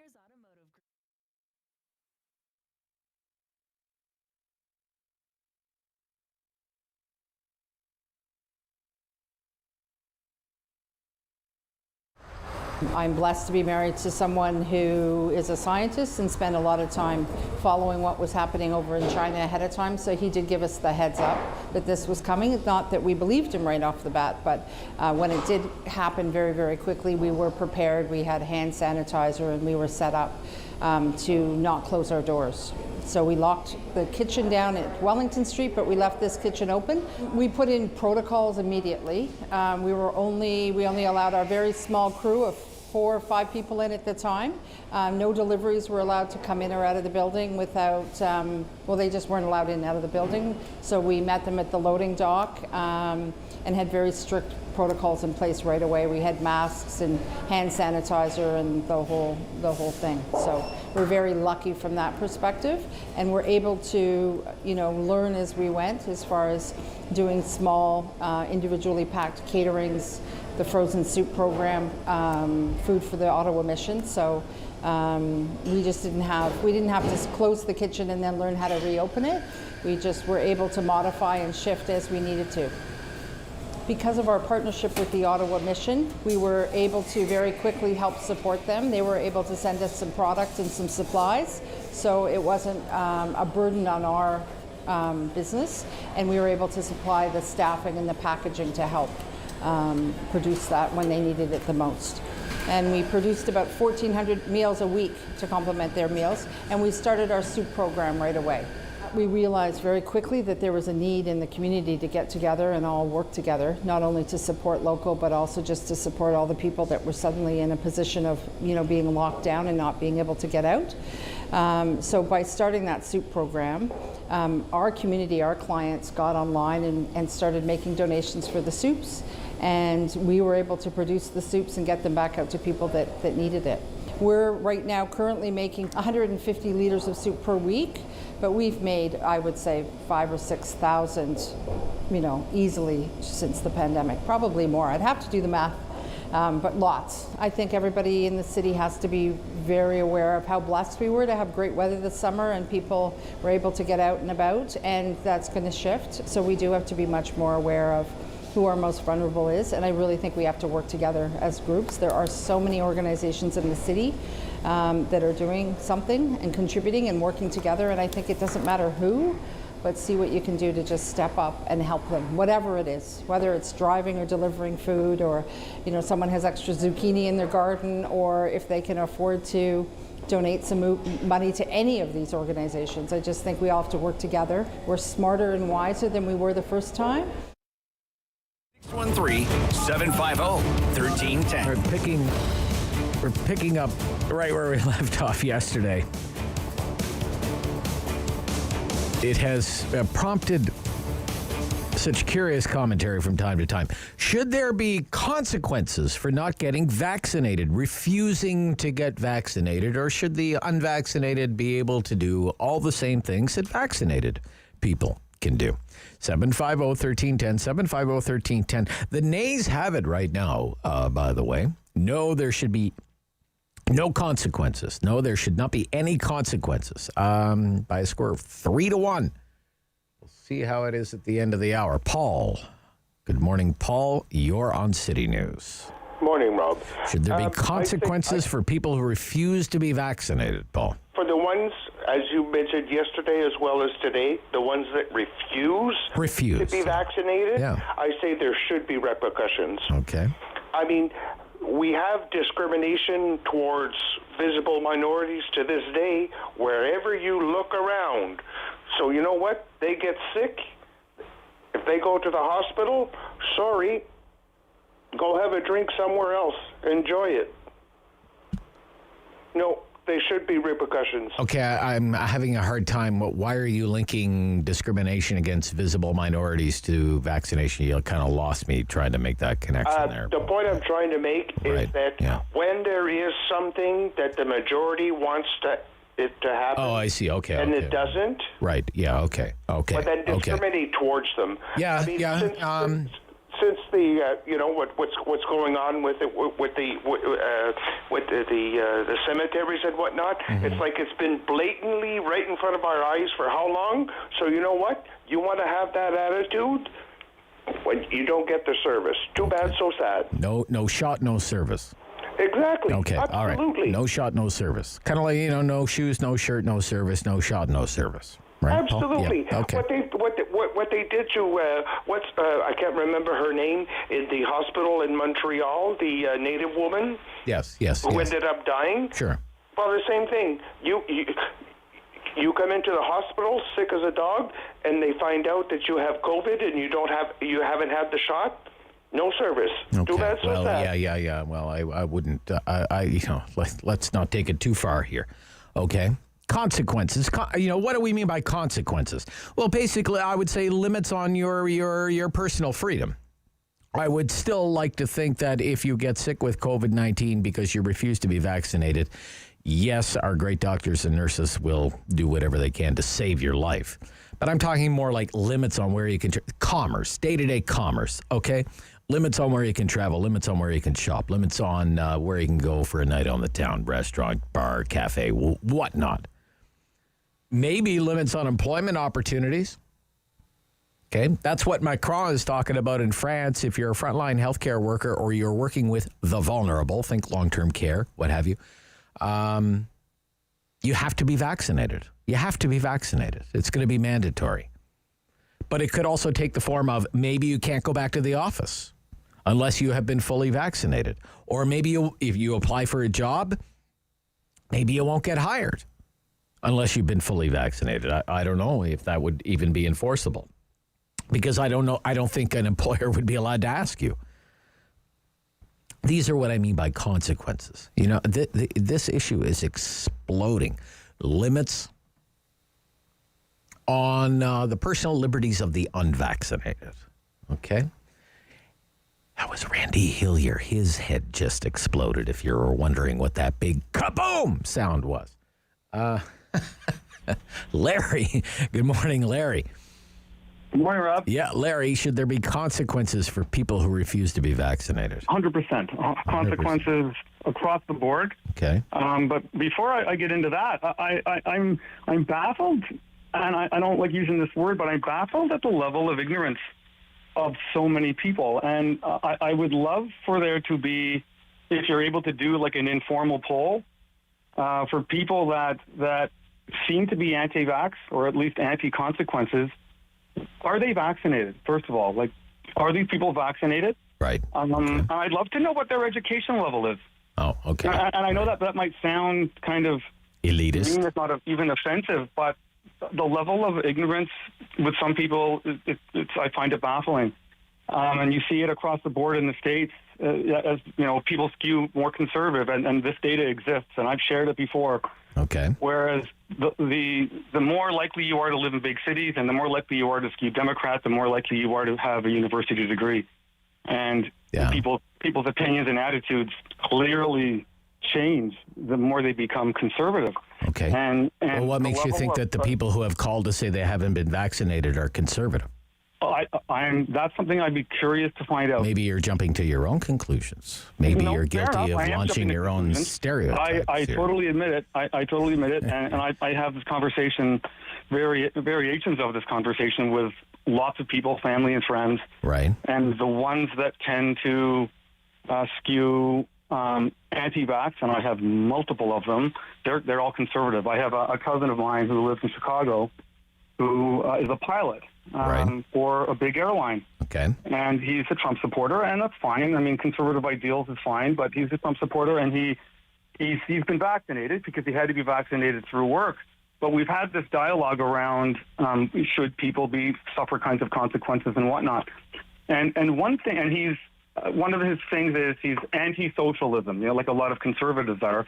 They think that liberalism... well, I'm anti-socialism. Yeah, I'm anti-socialism. Yeah. And so we've had this banter and dialogue for weeks. Right. And one of the things that I said to him, I said, the only reason that people are getting on your planes en masse again is because of the people who are getting vaccinated. And why should all the people who did none of the work reap any of the benefits? Wouldn't that be socialism? And it shut him up. He couldn't answer it, and he didn't answer it. And that's kind of what I love that angle, that, so many people who are anti-vax are reaping all of these benefits now of society opening up again, and they're not doing any of the work. And a lot of these people are going to skew conservative, and what they're doing is just basically socialism. Okay. All right. Okay. Thank you, Larry. Yeah, Larry. Thank you, Larry. Thank you. Okay. Yes. But the answer to the question is yes. By the unvaccinated, I mean people who just refuse to get vaccinated, okay? Heard it from some of the callers already today, heard it from some yesterday. I don't believe in vaccines, okay? I don't believe in them. I don't think they're safe. I think these vaccines have been rushed along. That and, a half a dozen other things, George Soros, Bill Gates, alien lizard people. It's about control. It's about one world government, giant conspiracy, all of this stuff that I'm not in the habit of entertaining, even though I do find it entertaining. Okay? That's what I'm talking about. Unvaccinated. Refuse to get unvaccinated. Beverly in Ottawa. Good morning. Hi, good morning. Should there Thank be you. consequences for people who refuse to get vaccinated? Yes, I'm going to say yes. Okay. I am double vaxxed already. I have some family member, young family member that wishes not to get vaccinated. I also have a cousin in the States that does not want to get vaccinated for whatever their reasons. Have you ever asked them what their reasons are? Have you asked them what their reasons are? Yes. What have they told you? So my nephew told me that the reason he's not going to get vaccinated is because he doesn't know the long-term effects of the vaccination, and he's young and he doesn't want cancer or something. I see. Down Okay. the road. All right. Yeah. So that's right now. So I think he would get vaccinated in a year or so, let's say, once he sees the consequences of nothing happening to us by the vaccination. But my point, I guess, to your question is the consequences for sure. I'm a big traveler. I would prefer not to spend a long time on an airplane sitting beside somebody that's not vaccinated in a small enclosed space. So I was thinking that maybe something like on a train or something like that, maybe all the unvaccinated people just sit in one car or something. I don't know. Right. But yeah, okay. in restaurants and things like that, I don't think there should be consequences for that type of an event. Oh, really? Should you go More for travel. More for travel, then. Yes, okay. or all for right. concerts or something like that. Like something big, where the spread can be huge. I think in restaurants, in particular, you're seated in a position, so I don't think the risk is huge for spreading it amongst other people if you're seated in a cubicle or something in an office, or if you're in a restaurant, that type of thing. But I think for big mass, well, I don't know. I mean, really, would the environment in a restaurant be all that different from an airplane? I think that they have to have all this in order to open. I thought they had to have all this new HVAC stuff installed and everything for air circulation. So I'm not sure. Okay. I don't all want right. freedoms to be. Don't want freedoms to be taken away from anybody. I do believe that vaccinations are a civic duty, like you mentioned. I absolutely believe it. I'm not a flu shot person, as an example, but I watched people dying in Italy and India and Canada and the United States, and I thought to myself, wow. First of all, I don't want that to happen to me, and I certainly would not want to infect any of my friends, family, or anybody. Thank you. I got you down as a yes. Okay, thank you. So very divisive again today. No unanimity on this one. We'll pick it up right after the news on City News.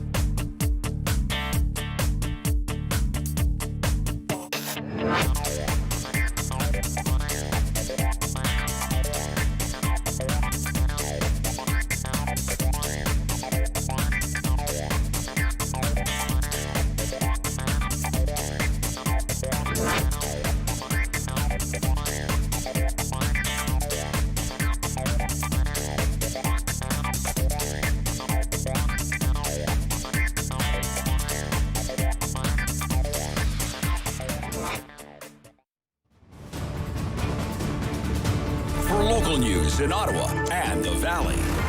This is City News, now on 101.1 FM and 1310 AM. This is Tuesday, the 13th of July. Good morning. I'm Jason White. Right now, mostly cloudy, 22 degrees. Here's what's making news this hour. A shooting in East End, Ottawa has left one man in critical condition. The man was wounded around 3:20 this morning at an apartment building on Russell Road near Saint Laurent Boulevard. No arrests so far. The investigation continues. An early morning fire displaces two people in Blackburn Hamlet. The fire was in a vacant apartment before 6 o'clock this morning. The firefighters quickly extinguished the blaze, but two people in another unit are now being helped by the Red Cross. One new case of COVID-19 in Ottawa as the province reports 146 new cases and 7 new deaths across Ontario. Provincial health officials say there are no new cases in Renfrew nor in Leeds, Grenville and Lanark counties, and it has removed one case from the tally for the Eastern Ontario Health Unit. Updated local numbers will be released this afternoon. Stage 3 of Ontario's reopening on Friday includes some local museums. The Canadian Museum of Nature and the National Gallery are opening their doors with limited capacity. The War Museum will open on Saturday. The Science and Tech Museum has not yet announced an opening date. City News Time 10:33. I'm Jason White. For news anytime, follow up online at ottawa.citynews.ca. Talk back. Hello. On the Rob Snow Show. The phone lines are open at 613-750-1310. Now, the Rob Snow Show continues. Should there be consequences for refusing to be vaccinated? This is 2 days in a row, and it's created a lot of buzz, a lot of comments. France is going to have a vaccine passport. Nationally televised address yesterday. President of France, Macron, made that announcement yesterday. This is the write-up in France 24 this morning. Quote, a health passport, a QR code or certificate proving that the holder has a negative COVID-19 test, is fully vaccinated, or recently recovered from COVID-19 will be required throughout different establishments in France from August, including bars, restaurants, cafes, and shopping centers. Soon after the president's address, the country's online health portal crashed because too many people were trying to book vaccination appointments. Now, remember yesterday, Barry McLaughlin said maybe that's what they're trying to do here. Kind of this carrot and stick approach. If you don't get vaccinated, we're going to have a vaccine passport and you're going to have to prove it, right? That, maybe they'll abandon it if they can hit this herd immunity target of 90%. Daily Mail. Yeah, that Daily Mail. Okay, it's one of my guilty pleasures. Don't judge me. On the France thing. The key measure announced by Macron will make the EU digital COVID certificate, commonly called the Health Pass, mandatory in all cultural venues, cinemas, theaters, concert halls, starting July 21st. Starting in August, the Health Pass will be mandatory in cafes, shops, restaurants, trains, planes, and other places. And we touched on this yesterday. Frontline healthcare workers going to make the vaccine mandatory for people in France working on the front lines of the healthcare system. Doctors, nurses, and caregivers, as well as people with health conditions or those considered vulnerable. Mandatory. Okay, interesting. I don't know if you get away with that here. Sheldon in Merrickville. Good morning, Sheldon. Yes, good morning. Should there be consequences? Well, I'm a little confused on a few things, and I'm not sure if it's just people haven't picked up on this or don't realize this. But first of all, if you're fully vaccinated, you have nothing to worry about. Is that correct? Well, you would have nothing to worry about. No. Yeah. Oh, okay. So then we're saying, well, the people that aren't vaccinated, the problem is that they'll spread it to other people, which would be, I'm assuming, other people who are not vaccinated. Is that correct? Other people who are not vaccinated. There will be those who can't be vaccinated, and no vaccine is 100% effective. So even if you're fully vaccinated, you're not 100% effective because they're not 100% effective. I mean, they're highly effective. They're highly effective, but it's not guaranteed, right? See, so I'm listening to really a lot of people now that aren't comfortable of being fully vaccinated when it's supposed to be really the resolve of this. And then there's this issue as well. Okay. Everybody that's been vaccinated, unless you've been vaccinated by Johnson & Johnson, could carry this and spread it. So I'm finding a hard time figuring out what the difference is anyways between somebody that isn't fully vaccinated and spreading it and somebody that is fully vaccinated and spreading it. Okay. All right. Well, you'll have to work through your own issues, Sheldon. I'm not a therapist here. Okay, I'm just asking you a question. Right. Should there be consequences? Well, limits on person? Look, it's a really easy question, Sheldon. Yeah, if you're not fully vaccinated, should you be? And the restaurant owner says you can't come into my restaurant. Should that be allowed? Or should you have to prove that you're fully vaccinated? Yes, but what I'm saying, though, is if it doesn't matter if you're fully vaccinated or not, you can still spread it. Why is there an issue between those two things? I don't get that. Okay, all right. You're making it harder than it has to be. Kate in Ottawa. Kate. Hi, good morning. Hi, Kate. Should there be consequences for people who refuse to be vaccinated? Absolutely not. And I encourage everybody to read nature.com. It's renowned science article. 5 reasons why COVID-19 will never be eradicated. Right. And the number one reason is that we need an actual transmission blocking vaccine, which, your last caller, you referenced him having therapy issues because he was making a very valid point. There should be no consequences because someone who is fully vaccinated could be carrying the virus and pass it on to the same cancer patient that you claimed would be killed for somebody that wasn't vaccinated. The rhetoric and the talk behind these passports is scary. The first time I ever heard about France allowing negative COVID testing was just in your introduction right after here. Everything else is France is implementing a COVID passport. Everybody needs to be vaccinated. But that's not true. You said that France had said that they can have a negative... I'm sorry? Health pass, yeah. Health pass. Yes, but the health pass, you could have a negative COVID test. Right, which is different than having to have the vaccine. I am all for having the 15-minute PCR thing to prove that I'm a healthy person not carrying the vaccine or not carrying the virus. Right. Like, why do I have to inject myself to make other people's fears go away? Okay. My rights don't end where their fears begin. I see. So I assume you haven't been vaccinated then? Well, that's actually none of your business, but yeah. Okay. Well, see, I think if I was a business owner, it would be my business. Actually. How? You have the same chance, you being a mixed vaxxer, of getting COVID and spreading it, that I do. And well, how? The same reason I wouldn't want you in my restaurant if you weren't wearing shoes. No, it's not. That's a completely different... Same reason why I wouldn't want you in my restaurant if you were topless. There are any other number of reasons why I wouldn't want you in my restaurant. I wouldn't be injecting myself with things to be able to be accepted by a community. This is our body. What happened to my body, my choice? That is just all thrown out the window. What I'd like you to ask everybody who agrees with people's violations... When it's the Kate in Ottawa show, you can come up with the questions. Pat in Nepean. Good morning, Pat. Hello. Yes, Pat. Should there be consequences for people who refuse, like Kate, to be vaccinated? I think there definitely should not be consequences. Okay. Why? I think it's just a premature discussion. Premature. Some of the points that your last two callers have brought up, I agree with some of those points.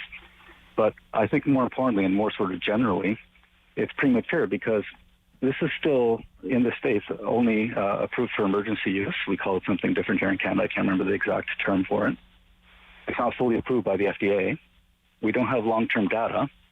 So, if we're using it for long-term, or for emergency purposes, then this kind of long-term passport planning, it doesn't seem like a compatible idea with that.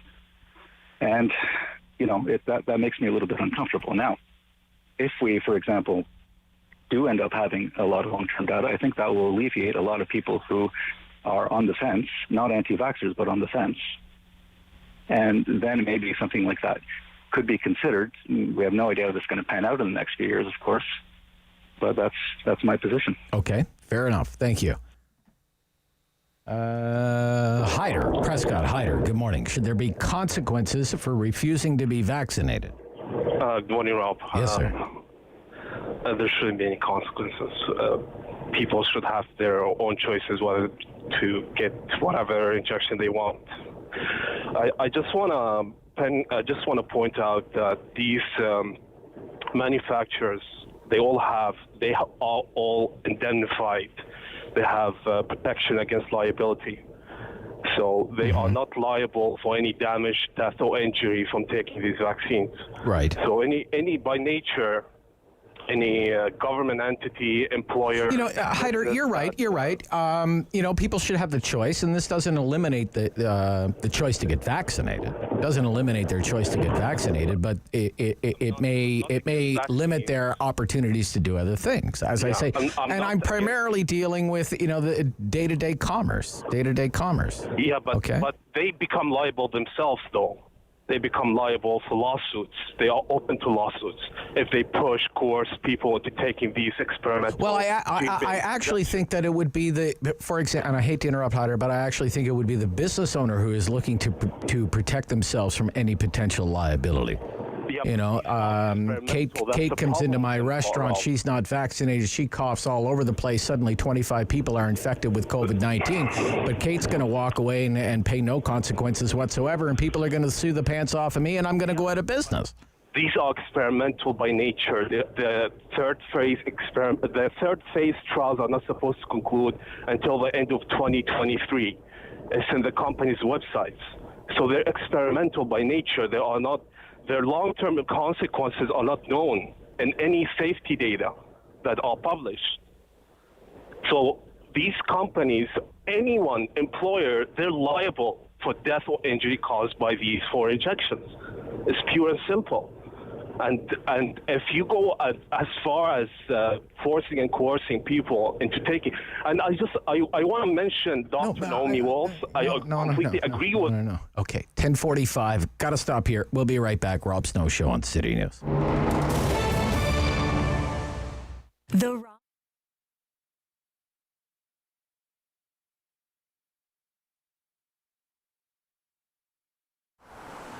It's a space that needs to be lived in. It's a space that people, have to have an experience of more than just art on the walls. I think, yes, the art on the walls is fun, and it's fun to walk around and see all the beautiful things, and the way Dominic and Edith have curated the gallery is certainly something worth seeing. But coming by and asking questions, again, to Dominic's point of view is, interrupt him, ask questions. I'm here on most of the days too. We have Luce that comes in, Nancy that comes in. So yeah, we have quite a few opportunities for people to come in and see the process, and of course ask a few questions. It's a great space. Basically, the one event that we did do, is the jazz shows, the jazz and blues shows. And I think the weird thing to let you know is that the acoustics in here are really amazing. I think that was the first thing that blew me away when we started doing shows, or when I was helping out with the shows. The other part of the business too is we do rent it out for special occasions too. So a few weddings, birthday parties, product launches, that kind of thing. So they're also a lot of fun. We do have one artist that's from the States, but of the 30 odd artists, the rest are from either Quebec, Ontario, and one beautiful woman from BC. But yeah, it's definitely part of the philosophy to maintain and canvas and show the beauty that we have in our backyard. You have the very, very strong personalities in Edith and Dominic, of course. It's wonderful to see how that actually balances out in the rest of the gallery. Without necessarily being, an objective, we basically have half female artists and half male artists in this gallery. But I can't say it's anything more than choosing the best people, and that's just the way it is. And I love that. I think it's great. You go through and you're like, wow, it's all pretty cool. And yep, it's half are women and half are men. It's cool. Like everyone else, we didn't know what to think, right? It's overwhelming at first. You just know that things are closed. And now you're trying to figure out what you do during that downtime, which I think everyone did. And I think in March, the first closed, the first shutdown, it was a lot of actually recuperating and resting and not worrying too much on the spot. It's running a gallery is a bit like running a marathon with sprints.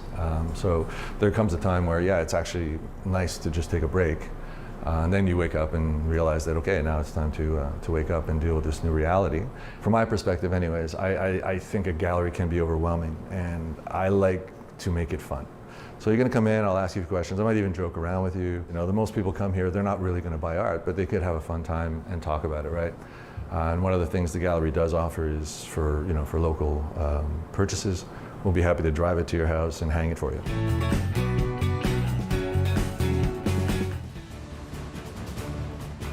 On the Rob Snow Show. Have your say and call now. 613-750-1310. So Premier Kenney said in Alberta yesterday at the Stampede, no to a vaccine passport for Alberta. Quote, we've been very clear from the beginning, we will not facilitate or accept vaccine passports. I believe they would in principle contravene the Health Information Act and also possibly the Freedom of Information and Protection of Privacy Act. Ontario, Brian Lilly's column this morning in The Sun says Ford has no plans to bring in a vaccine passport program. Okay.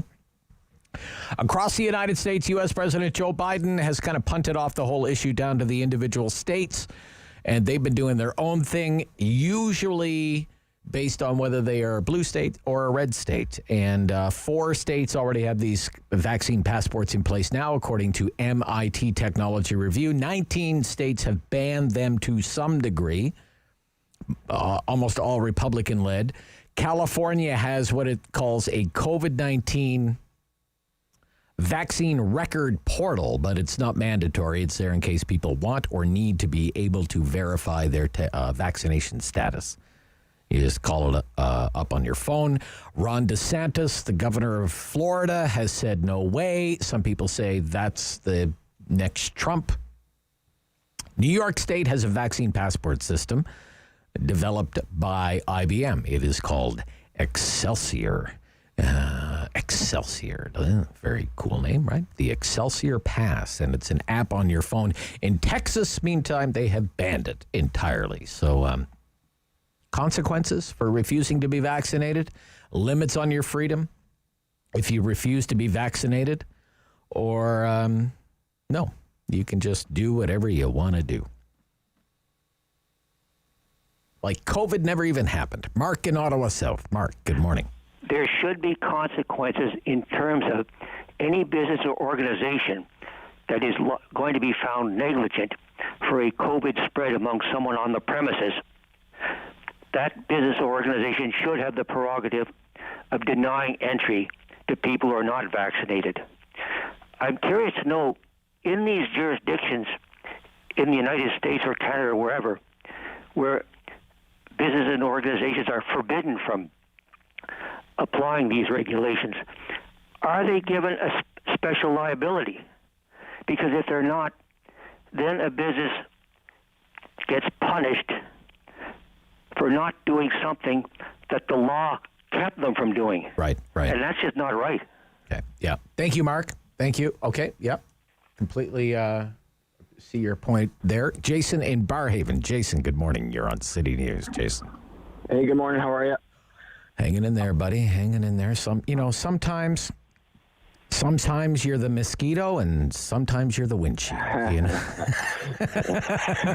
Well, I'll be quick here, Ro. I don't think that they should be mandated. Good for Mr. Kenney. I'm going to be real quick here. I just got one thing to say. It was one of the previous callers, is a highly educated liberal that figured out socialism. That who do you think was packing your groceries, driving truck, and picking up his COVID-infected garbage while he's all the while paying taxes, paying for his serve while he was sitting at home trying to say that they didn't do their work? Thinks he saved the world because he got a shot. Thank you. Okay, then. All right. I would hate it if it devolved into callers slamming callers, because I like to think of myself as a unifying force. Okay, I like to bring people together. David, come over here and give me a hug. Okay, Let's hug it out. Let's hug it out. What okay? is your vaccination status? Some people. I'm not hugging you until I see your card, sir. Okay, here's my passport. Yeah. Very good. That's a good one.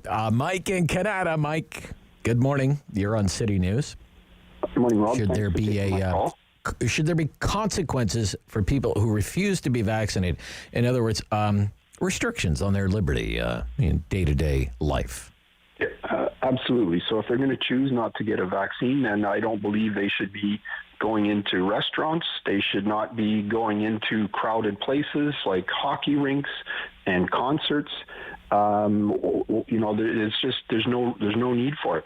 I mean, every morning that I get up and I turn the news on, whether it's the Ottawa local news or the national news or news from the United States, anywhere, you have the best doctors in the world who study these things. They all say the vaccines are what is going to get us out of it. They take the vaccines. Their families are getting the vaccines. How does some person sitting on their couch here in Ottawa think they know better than these professionals who have been studying these infectious diseases their whole lives? I just don't get it. Okay. Thank you, Mike in Canada. Thank you. Ted in Kemptville. Ted, you're on City News. Yeah. Hi, good morning. I guess my question on the surface would be no. They should not be punished because I think there's just too many variables, and I would think it would be untenable. For example, my wife, my two older sons and I are all fully vaccinated. My 8-year-old, who will one day be 11, would I have to carry ID for him to show that he's 11 and unvaccinated? Like, how would I prove that I'm maybe, let's say I couldn't get vaccinated. How do I prove that when I go into a store? Yeah. You know, what if they ask me and I'm like, well, because I'm immunocompromised. I have some condition, whatever. Yeah. Okay. Yeah. So that's my question: is how would you run this? I think it's too complicated. Too many unknowns. Too complicated. Okay. Yeah. Fair enough. Okay. All right. Okay. Thank you. Thank you, sir. Yeah. Helen in Ottawa. Good morning, Helen. You're on City News. Good morning. Hi, Helen. Should there be consequences for people who refuse to be vaccinated? Absolutely. Absolutely. Okay. It is a reflection of our society. There are some people who can't be vaccinated. And when we talk about where we default public space to, do we default public space to those who choose to be a threat to others and to put other people's children or family members at risk? Or do we default the public space to those who can't be vaccinated? All right, Helen, thank you. Keep taking these calls. Take as many calls as I can here. David in the Market. You're on City News. Consequences. Hi, Rob. Hi there, Dave. I'd like to. I think I'm almost going to have to go with a no. I'm very torn on it. All right. I think people have to be responsible. But the reason I'm saying a no is because my understanding, and correct me if I'm wrong, is that getting vaccinated, the whole purpose of that is to protect you from serious illness and possible death. That is the main purpose of you getting vaccinated. It doesn't mean that you cannot contract it and carry it, is also my understanding. Okay. So therefore, people who are vaccinated can still carry it, contract it and carry it. So to me, the people who are vulnerable and most at risk are the people who decide not to get vaccinated. It's like... Okay. Yeah. So then what? So what are you talking about? Darwinism is just we'll just let nature take its course, like social Darwinism kind of thing. Well, I mean, if we wait, I'm sort of looking at it as like if you go on a motorcycle run for cancer or something and you decide not to wear a helmet. Well, you're the one that's sort of going to be vulnerable, not the people who have decided to wear helmets. And I'm also a little bit with Hyder in that, if we wait a year or two and find out that all vaccines are absolutely perfectly safe, we've done the run and they're absolutely safe, then I think at that point, if people choose not to be vaccinated with something that has been proven to be long-term, safe, I say, yeah, there should be consequences starting then. Okay, thank you. Thank you. James in Riverside. James, City News. Hey there. Yeah. Yes, there should definitely be consequences. Okay. Someone comparing it to a helmet as an example just 2 calls ago. Yeah. So this is not So if someone's riding a bike and falls off because they're not wearing a helmet, that doesn't affect me. But unfortunately, if I walk into a business and someone else is in there, it's in the air, as Donald Trump said, right? So I'm a conservative. I like Trump. A lot of, I'm sure the people who are anti-vaccines like Trump as well. Right. But he took the vaccine, right? Yeah. So he took it in secret, but he took it as he did take it. So, and I find it just weird in that the people who don't want to take the vaccines are anti-lockdowns. But you do understand that we're going to have another lockdown if 20% of the population is essentially infected with COVID that hasn't taken the vaccine and the hospitals are flooded again, right? That's what the government's Okay, James, thank you. We're right out of time. Can you believe this, David? We have taken, it might even be a new record for taking calls in the Talkback Hour. 18 calls. It's a hot topic. Okay, 18 calls. I can't get to the rest of you. I'm sorry. We'll do it again tomorrow. I may stick with this topic. I've never seen anything like 18 calls, 9-9 at the end of it. 50-50. Oh. Syndicated columnist Michael Taube joins us on the Rob Snow Show right after this on City News.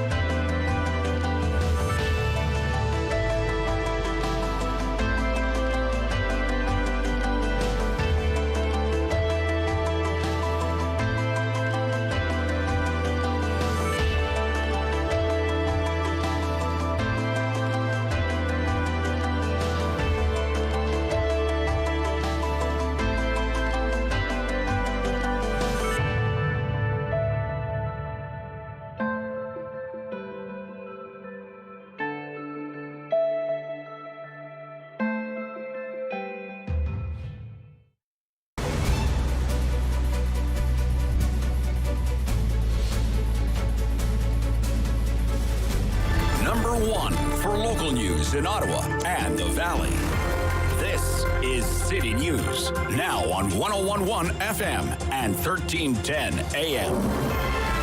This is Tuesday, the 13th of July. Good morning, I'm Jason White. Right now, mostly cloudy, 22 degrees. Here's what's making news in Ottawa and the Valley. Another day of grief and loss in the country's Indigenous communities following the discovery of more unmarked graves on the grounds of a former residential school. The site of this latest discovery, an institution so notorious it became known as Canada's Alcatraz.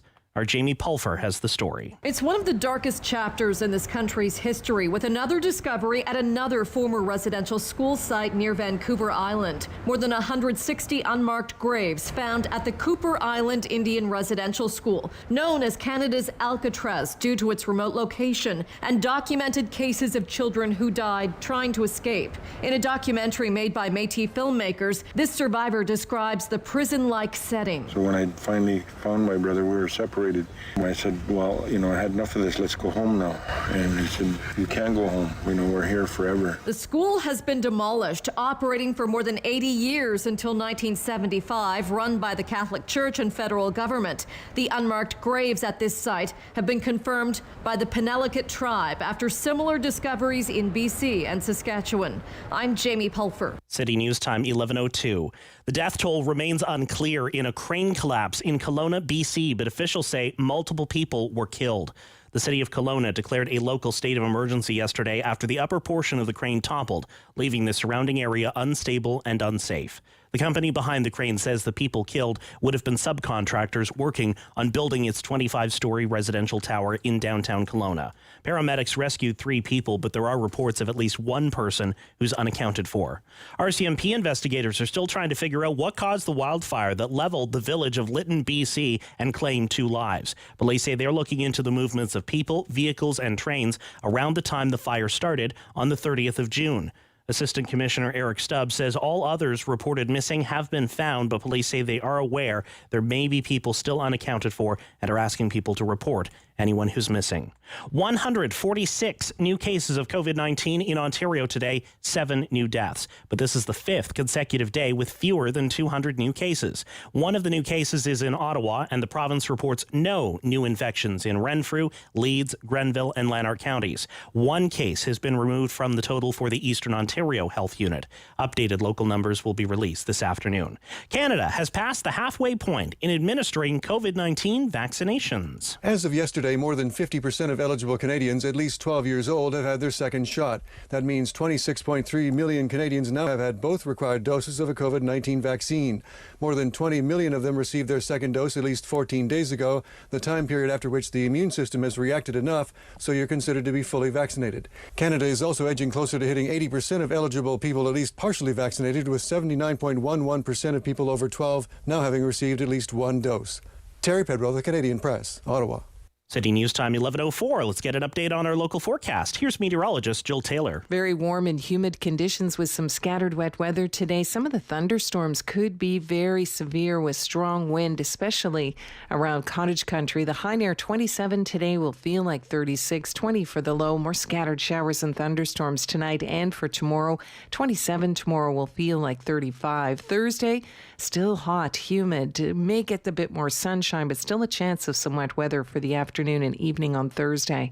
For today, the high near 27. Right now, a cloudy sky, 23 degrees. I'm Jason White. For news anytime, follow up online at ottawa.citynews.ca. Strong voice. Strong opinions. The Rob Snow Show returns on Rogers TV and City News. 101.1 FM and 1310 AM. Hey, we have a new weekly segment on the Rob Snow Show here on City News. He was a frequent contributor to my former colleague here at City News, his program, Mark Sutcliffe, the Mark Sutcliffe Show, no longer on City News, but we're still here. And Michael Taube has agreed to be part of our program. We're so happy. He's a columnist with Troy Media and Loonie Politics and a former speechwriter for a guy named Stephen Harper. Good morning and welcome back, Michael. Hey, Rob, thank you very much, and it's a pleasure to start working with you as well. Yeah, it's great to hear from you. So I must ask you, because there was a column in the Hill Times, actually, from a former radio colleague of both mine and Mark's, Michael Harris, author and columnist Michael Harris, saying there are rumors all over the place. Stephen Harper's going to make a comeback. He's going to make a comeback. What do you think about that, Michael? They've said this many a time, and I can tell you, quite frankly, I can squash them fast. There are no rumors of a comeback. The only whispers that are going around Ottawa are coming from Mr. Harris's lips, unfortunately. Stephen Harper, look, I would not be the first person, obviously, to be told whether Stephen Harper was making a comeback, but I would be far from the last. And Mr. Harper had nearly 10 years as Prime Minister of this country. He won 3 elections, 2 minority governments and 1 majority.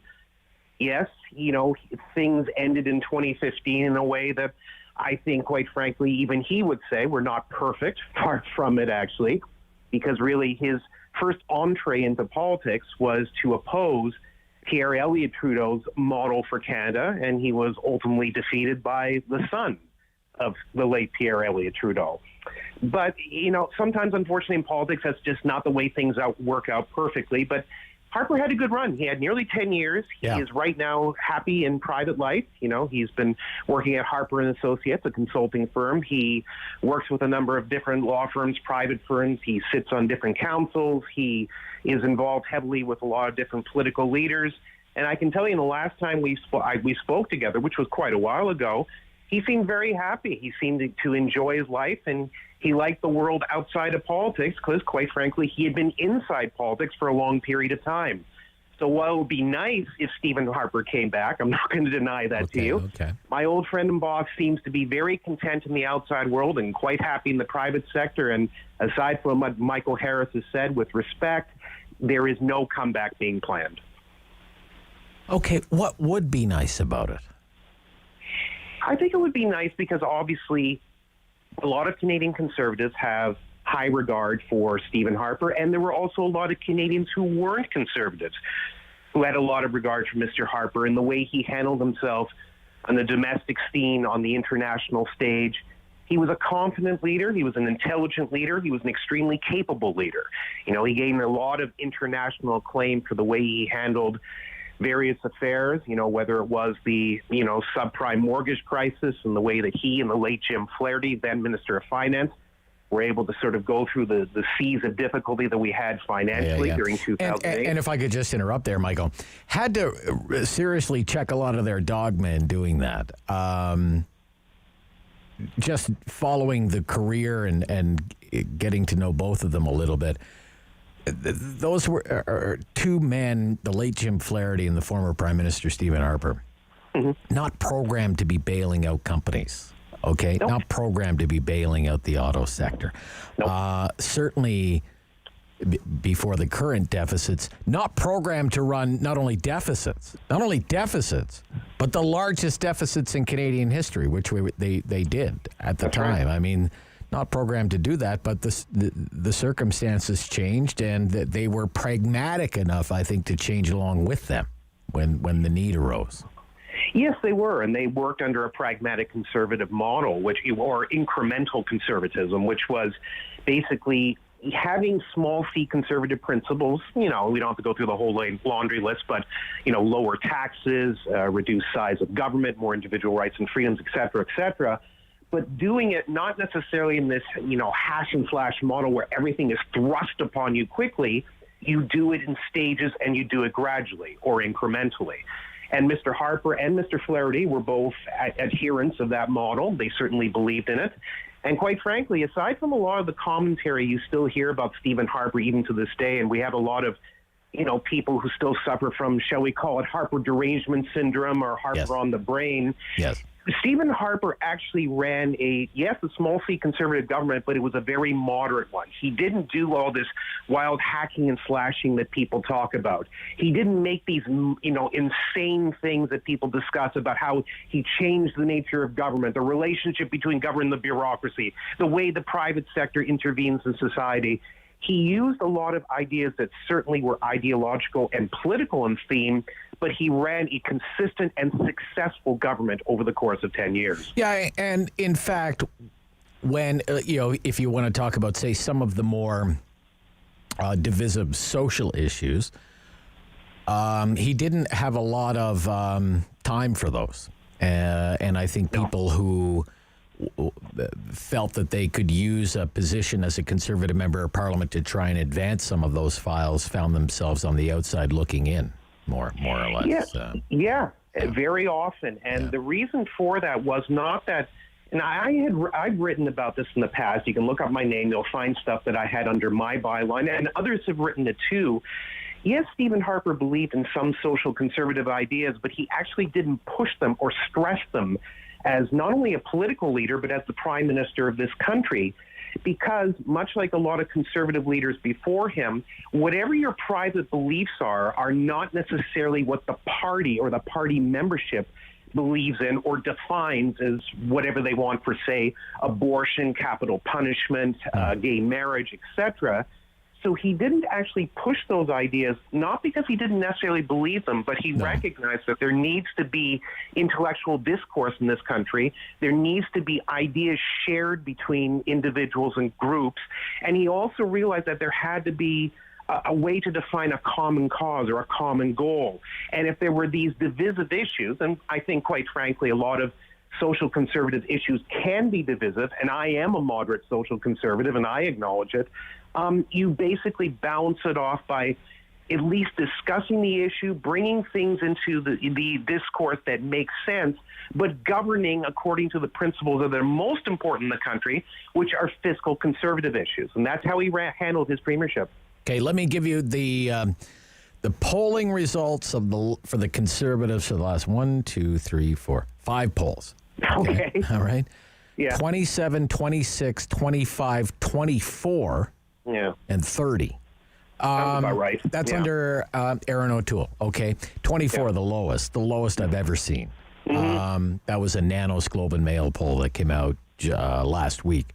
Yeah, I saw it. Do you think the Conservative Party would necessarily be performing better in these public opinion polls if Stephen Harper was the leader instead of Aaron O'Toole? You know, it's not a fair question to say. Not a fair question, okay. But I will answer it, though. Okay, okay.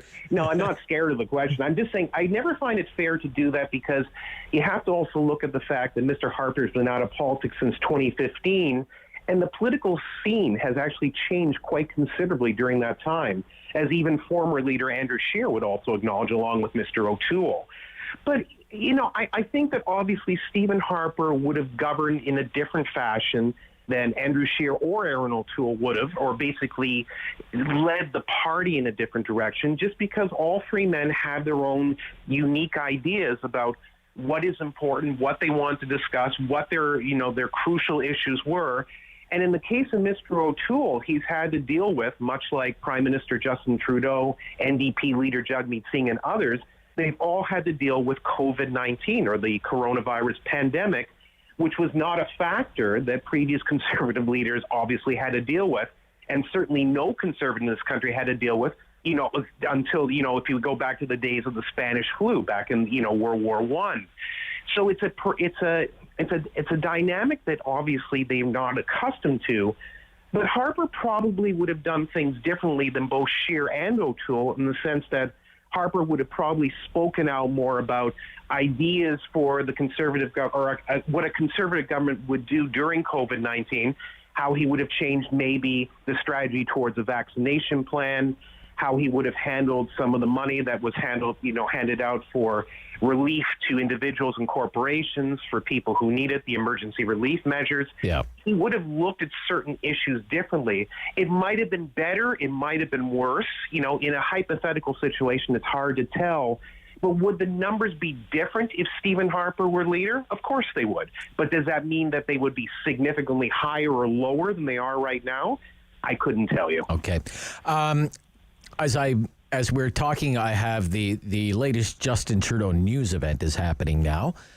He's attending virtually, but it's a big announcement in Nova Scotia, and it's about his $10 a day childcare pledge. Yeah. He secured support from the British Columbia Premier, John Horgan. Yeah, I'm with you.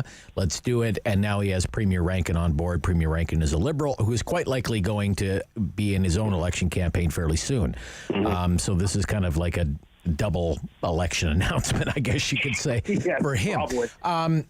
But this, I would just say, and I'd like your thoughts on it, I think this is where maybe there's some Conservative Party weakness right now, it's tough enough to break through, because I just think the current COVID environment politically favors all the incumbents, and that's proven throughout the election cycle that we've been through during the pandemic. I don't think there's much exception with the Trudeau Liberals, but the Conservatives aren't really putting anything else in the window, whereas the Liberal Party, whether you agree with the policy or not, is saying, look, we got you through the pandemic, and now here's our next big thing. It's $10 a day childcare. And I know we've promised it before, but now they have some deals in place so they can say, look, we really mean it this time. What do you think? You have to have something to sell to people, right? Mm-hmm. Yeah. What do you think? Yeah, no, I know what you're saying. Look, I mean, obviously when Paul Martin, years ago suggested that there should be, universal daycare and came out with a multi-billion-dollar plan, which started off as, low billion, but obviously would have been a lot more. It didn't sell or resonate as well because the times were different. So I agree with what you're saying, Rob, on that. Today, a lot of people are looking at the $10 a day for childcare, and they're saying to themselves, well, that's $10 I can put back in my pocket, much the same way that Justin Trudeau, our prime minister, has given, various emergency relief packages such as CERB, CU, and various others, and actually was able to help us get through the, the terrible things that we dealt with in the coronavirus pandemic, not just health-wise, but financially. That's how that's how it's going to be sold, and I can understand why Canadians believe that. The reality is that $10 a day is not necessarily going to help a great deal because the plan that Justin Trudeau has suggested is almost equal in terms of the actual number to the Quebec provincial plan for daycare. So if the numbers are basically the same, and and Justin Trudeau's trying to do that for an entire country versus one province, it's not going to be significant savings overall. But I agree with you that Erin O'Toole and the Tories obviously have to propose something and not just basically allow Trudeau and the Liberals to get all the headlines on this issue, which means that I think Erin O'Toole has to basically go back to the drawing board and sort of decide for himself what would be a strategy that would be able to counter this. Do we have more private sector involvement, for example? Do we alleviate the state from taking control of it, but ensuring that rules and regulations are in place so that when a company or an organization declares that they are going to offer childcare, that they just don't run willy-nilly with it. So is there going to be a set plan in place? Or do you offer something like a tax credit of some sort, which, as you know, through the UCCB that we did, the Universal Child Care Benefit, that was a program that Stephen Harper implemented when he was Prime Minister, and it very successfully ran as a policy option and even as a political policy during the 2006 federal election. So does basically Erin O'Toole go back to the woodshed and build something sort of similar to a UCCB, right, but tinker around with it with different dollar amounts, different spending limits, different ways that it can be basically divided province by province or nationwide? But I agree with you that overall something has to be brought out and discussed, because if there is no plan and they basically just look like they have their hands in the pockets and they're not discussing anything, this press conference that you're discussing right now will dominate the news cycle for quite a while. So yes, the Tories have to come out with an alternative plan of some sort. Thank you, Michael Taube. We'll talk next week. You betcha, Rob. Appreciate Take good care. it. Michael Taube, syndicated columnist. This is the Rob Snow Show on City News.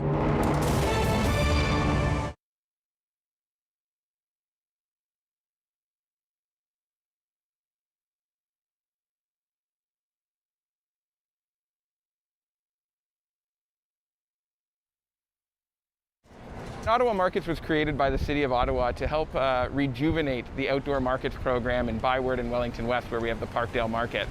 And so we set to work on bringing in the right team with the right experience and reaching out to local vendors and local farmers, because we knew when we did a survey of our customers that was the one thing that was really important to them, both at Byward and in Parkdale, is to start bringing back that local product. And that's what you can see behind us here at the York Street Farmers Market. We put in place a Farmers First policy, which means that we will deal with farmers from the region first. And we're going to give them priority in terms of placement. They're going to have reduced fees in coming to the market. We've also made it free for any farm that's been in operation for under 2 years. The market also put in place a BIPOC initiative, which is a Black, Indigenous, and Peoples of Color initiative, which provides grants and support opportunities for folks from those communities to come on out to the market to reduce systemic barriers that have existed. As a farmer's market, we can have a variety of vendors here, from an artisan to a microprocessor who's taking local ingredients and putting them into a product in a kitchen and selling that, to breweries and distilleries this year, which were changes that the province put in place, which allowed us to bring in a few of those vendors as well, which I think is a nice surprise for people sometimes at 9 in the morning after a pandemic. But it's been going really well, and you know, some of the breweries categories have been pretty appreciative because for them, whether it just be doing delivery or curbside pickup, it gives them an opportunity to come back out and talk with their customer and talk about what makes their product so special. Throughout the market, the health and safety protocols that you're going to see, masks are still required. That is obviously the case, and you'll see a number of signs noting that around the area. We've got a number of hand sanitizer units, I call them droids, throughout the area that you can sort of just grab a pump or a squeeze wherever you go. But what we've also had to do is reduce the number of vendor spaces we have in the market by 50%. This ensures that we can guarantee that our vendors are going to have that distance, that we can, have a little bit better flow around the market. But what we also did was, as I said, we created the York Street Farmers Market, which is just microprocessors and local producers only, and that's on Saturdays. In Parkdale, we launched the night market, which is bringing a lot of the same content, but in the evening, and residents are sort of spilling out into the park. So we're looking at what we're doing as trying to support, create, and enhance public space for the residents of the city. It's been great, the community, which is what this market is here for, and then as tourism comes back, obviously we'll welcome all visitors. But the response has been really great. The community's come on out, they're speaking with their wallets and their dollars, which obviously at the end of the day, we want a great experience, but it needs to be a valuable economic opportunity for the vendors who are coming out. FM and 1310 AM. This is the latest from the Associated Press. It's Dateline Havana, Cuba, and it says Cuban police are out in force on the country's streets as the president is accusing Cuban Americans of using social media to spur a rare outpouring of weekend protests over high prices and food shortages. The demonstrations in several cities and towns were some of the biggest displays of anti-government sentiment seen in years. What is happening in Cuba? Gerardo Berthin joins me, Director of Latin America and Caribbean Programs at Freedom House. Good morning.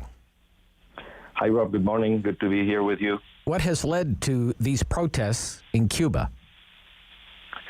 Well, it's a series of events that probably you can go back to the last couple of years, but certainly the most important and pressing issues have to do with the people beginning to feel really basic needs not being provided by the government.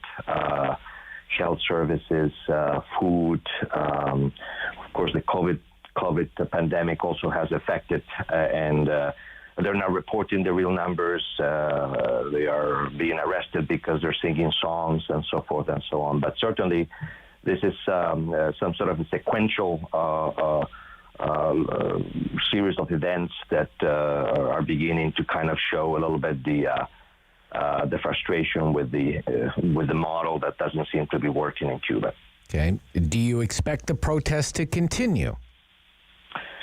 I think they have been very spontaneous. In that sense, I think that they will. What we are calling for is certainly for the government to kind of stop the violence against their peacefully protesting. We need to understand what they're protesting about. And this is, Rob, the largest protest in many decades. And it's spontaneous, and it's basically all kinds of sectors from the society, younger generations, older generations, artists, activists. Suddenly they've realized that basically their government is not providing what they claim to be providing. And I think we need to be mindful of that. President Biden said yesterday, quote, "We stand with the Cuban people and their clarion call for freedom and relief from the tragic grip of the pandemic and from the decades of repression and economic suffering to which they have been subjected to by Cuba's authoritarian regime." What do you think of that from the American president? Well, Rob, do remember that we are still kind of reeling in the United States from the previous administration, and somehow not only in the case of Cuba, in my opinion, but also in the case of Latin America. There were a lot of opportunities wasted, and certainly Mr. Trump hardened the restrictions, and particularly in remittances and so forth and so on. So Biden is walking a very fine line. I think that as long as the United States continues to lead by example in terms of framing the issue in human rights, siding with the people's claims, I think for now it's actually a good posture. This is an evolving situation, of course, and certainly a lot of it also has to do with, the Cubans will argue, the government will argue that this is, as a result of the U.S. embargo and so forth. But I think the Cuban regime has a lot to answer for. I mean, where is the remittances going? Where are the amazing income they have from the doctors that they send abroad? What about the tourism? And so I think that basically the position of the U.S. government right now is certainly mindful that this is an evolving situation, but trying to also kind of evolve from what was the previous administration's policy towards Cuba. Tell us about the current leader of Cuba and how, if at all, he differs from the Castros. Yeah, I think, he's very much, let's remember, Cuba is still a one-party state. He took over the leadership of the Communist Party. It's a very tight group, actually, that governs Cuba. Only a few people. Some of them are still relatives of the Castro brothers. So Miguel Díaz-Canel is probably just doing what he can. He's claimed that he's going to bring more democracy and more participation, but so far, basically, that position has not been seen. And certainly, the small circle of decision makers that surround his administration continue to benefit immensely from remittances, tourism income, and of course the medical services they provide abroad. There's no accountability, there's no transparency, and certainly the response in terms of being hardened to the protest is a sign that basically perhaps they're beginning to kind of transition into something. Into what? We don't know yet. Do remember they made a couple of interesting economic reforms. There's no longer a parallel Cuban currency. There's only one, the peso. Certainly they decided to close a lot of the places where people receive the remittances, like Western Unions. So he's beginning to feel the force of what people really want. Those are not ideological petitions. They are basic human rights petitions: water, medicines, food, and certainly I don't think his regime is delivering, and in that sense is beginning to harden more as a natural response of any authoritarian regime. Thank you for your time this morning. A great pleasure to hear from you. Thank you, Rob. Gerardo Berthin, Director, Latin America and Caribbean Programs. He is with Freedom House. We'll be right back. Rob Snow Show on City News.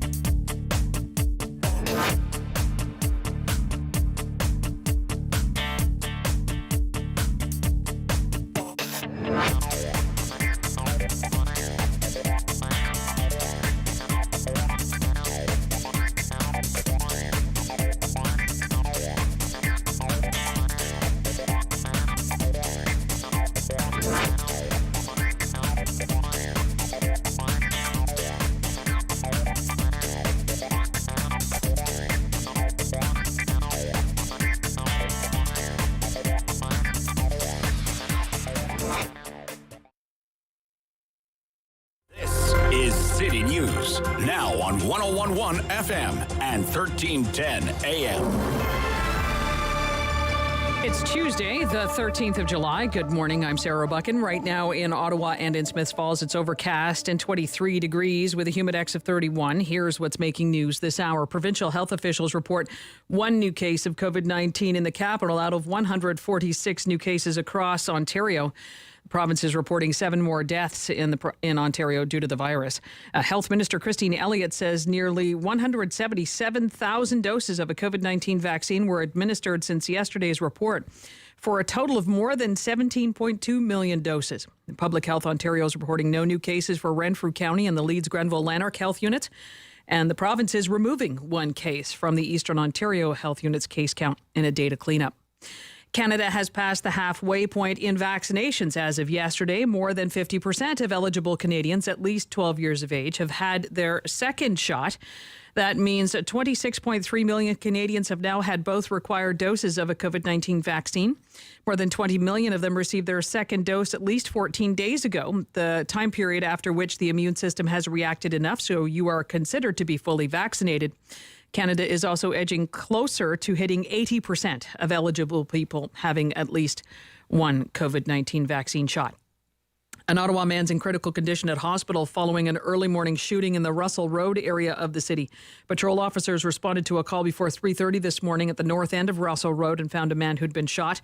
Police found no other victims. No arrests have been made. Investigators are looking to speak to any witnesses. Anyone with information should contact Ottawa Police or leave an anonymous tip with Crime Stoppers. I'm Sarah Buchan. For News Anytime, follow up online at ottawa.citynews.ca. Firm. Fair. Fun. The Rob Snow Show returns On Rogers TV and City News. 101.1 FM. and 1310 AM. So as I mentioned, the Prime Minister is attending a news conference. It's a virtual news conference, and he's joined there by the Premier of Nova Scotia. Now, Prime Minister Trudeau was asked about vaccine passports in light of what the French president announced yesterday, that France would do a vaccine passport type system.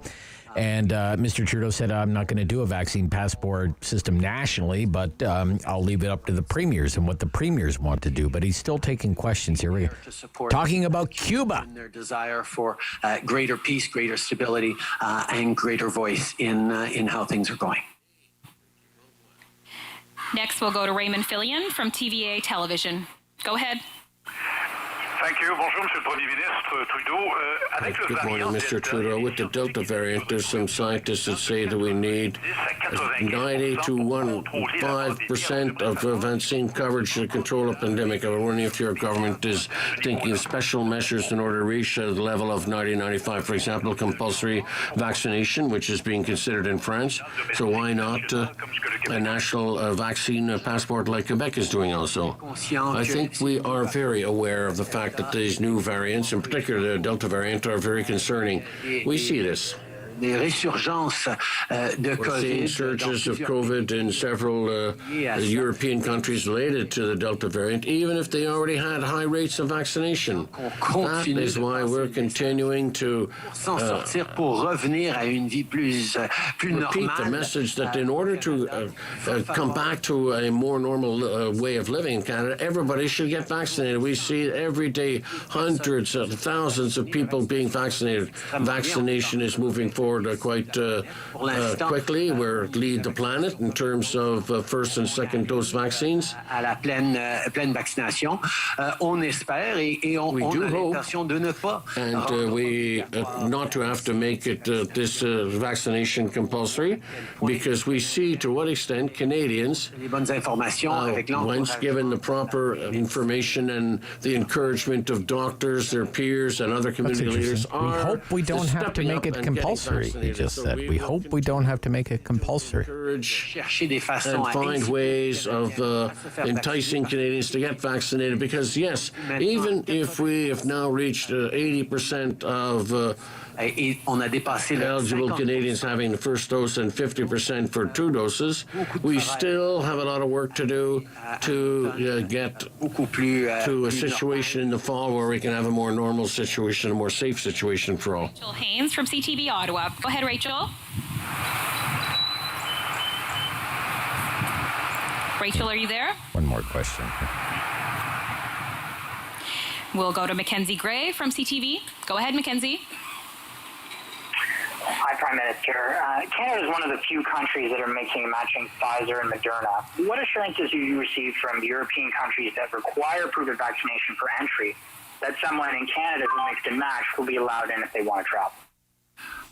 First of all of our decisions around how to keep Canadians safe, how to deliver vaccines in an effective, safe way to Canadians is based on science, on research, on the best recommendations of the National Advisory Committee on Immunization and our top public health experts. So looking at data, looking at how to protect Canadians best, we have taken some strong decisions that, quite frankly, are bearing out. We're seeing record numbers of uptake of vaccinations. We're seeing a serious and sustained decline in cases. We have to remain vigilant because we know, as we've seen from places around the world, including some of our European friends, how easy it is to see a sudden spike, a resurgence, another wave of the Delta variant. So we cannot let go of our vigilance. But at the same time, we need to know that we're on the right track, and we are going to continue to be on the right track with a combination of public health measures that still remain in place in most places across the country in a carefully phased way, while also getting vaccines into arms as quickly as possible. Regarding approval of vaccination certificates around the world, there's a lot of work being done. We've heard a number of Canadians who living overseas express concerns that they've been vaccinated by vaccines that haven't been approved in Canada, but were the first available vaccines available to them. We're looking at what the WHO is certifying in terms of vaccines. We're looking at what other countries are doing around the range of vaccines. Our goal is to make sure that as many people as possible are protected as best as possible over the coming days, weeks, months, and indeed years.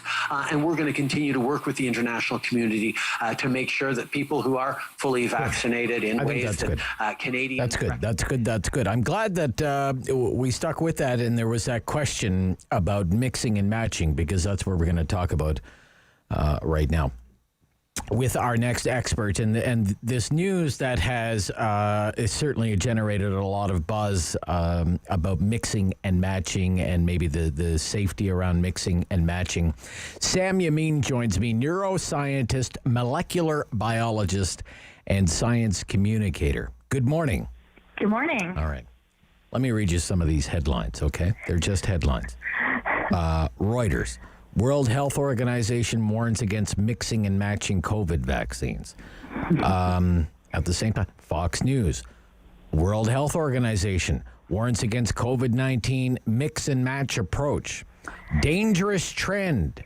WHO warns against mixing, matching COVID vaccines.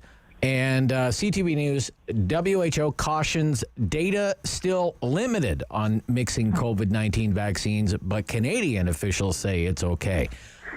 You can understand why people might be concerned, confused, troubled. Should they be?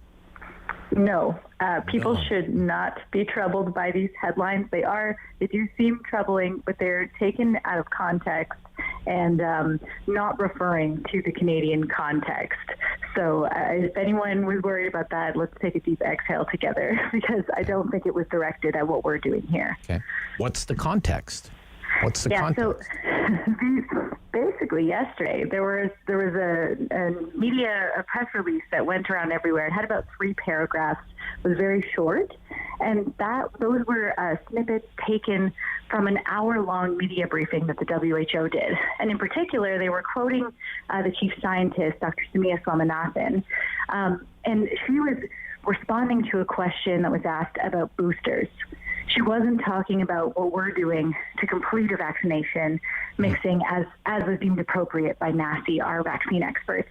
She was talking about people who are fully vaccinated now getting additional vaccinations, such as they're doing in Israel, for example. Sorry to interrupt. No, Israel is going to do a third shot, right? So yeah, and in the Middle East too, where people received Sinopharm, some people are getting other vaccinations, and also they're getting relevant to what we just heard in the press conference. Some Canadians abroad who received a vaccine that wasn't approved in Canada now wanting to travel back are doubling up and getting fully vaccinated with something else that will be recognized in Canada. And because they were talking specifically about boosters, I believe that's the case that she was referring to. And she later clarified on her Twitter that this was actually what she was talking about. And the danger she was alluding to is that this is dangerous globally, that we're using up vaccines to double and triple dip when there are many people who've received zero. Right. Okay. Mm-hmm. When I heard that, I was reading some of these headlines. Dangerous trend warns against mixing and matching. I thought, well, in Canada, the data doesn't seem to indicate that it is a problem, just based on the trend of cases, of hospitalizations, of fatalities. That if there were problems, wouldn't we have seen them by now, right? What do you think? Absolutely. I know that we have, it's been a frustrating time with the vaccine rollout in Canada. I won't say that it's been smooth sailing for us, but and there have been a lot of changes made. We've been doing things differently than other countries because our situation has been different. But what we're seeing so far is that all of these decisions that were frustrating in the moment actually have panned out really well. And people who are fully vaccinated, even with a mixed dosing, we're seeing very low levels of breakthrough cases. And we're seeing that those being fully vaccinated, having 2 doses in whatever combination has been approved in Canada, is offering great protection and is helping us keep our local epidemic in check, which is good news. Okay. So the message is, don't let the headlines freak you out, right? Right? Yeah, and I think the important thing is, it's not like Health Canada, Public Health Agency of Canada, and NACI don't talk to the people at the WHO. So it's really, it wouldn't happen that the WHO is going to say something and we're going to be over here being like, oh my goodness, we made a mistake, because they're all talking. And in making these decisions, they're consulting with one another and international experts too. So I think we always need to just take an extra second and step back before we panic that one other country said something that makes what we're doing here completely irrelevant. Every country is handling things slightly different. And that's actually what Dr. Swaminathan was trying to say, is that individuals and individual companies, as we saw with Pfizer trying to say everyone needs a booster, they shouldn't be making those decisions of who should get 3rd and 4th doses. Public health experts should be making the decisions of when people need boosters, if they ever need a booster. Okay. Thank you so much for your time this morning. Thanks for having me. Greatly appreciated. Sam Yammine, neuroscientist, molecular biologist, and science communicator. When we come back, we'll talk about the new targets that the federal government has established to cut greenhouse gas emissions. It's 11:45. This is the Rob Snow Show on City News.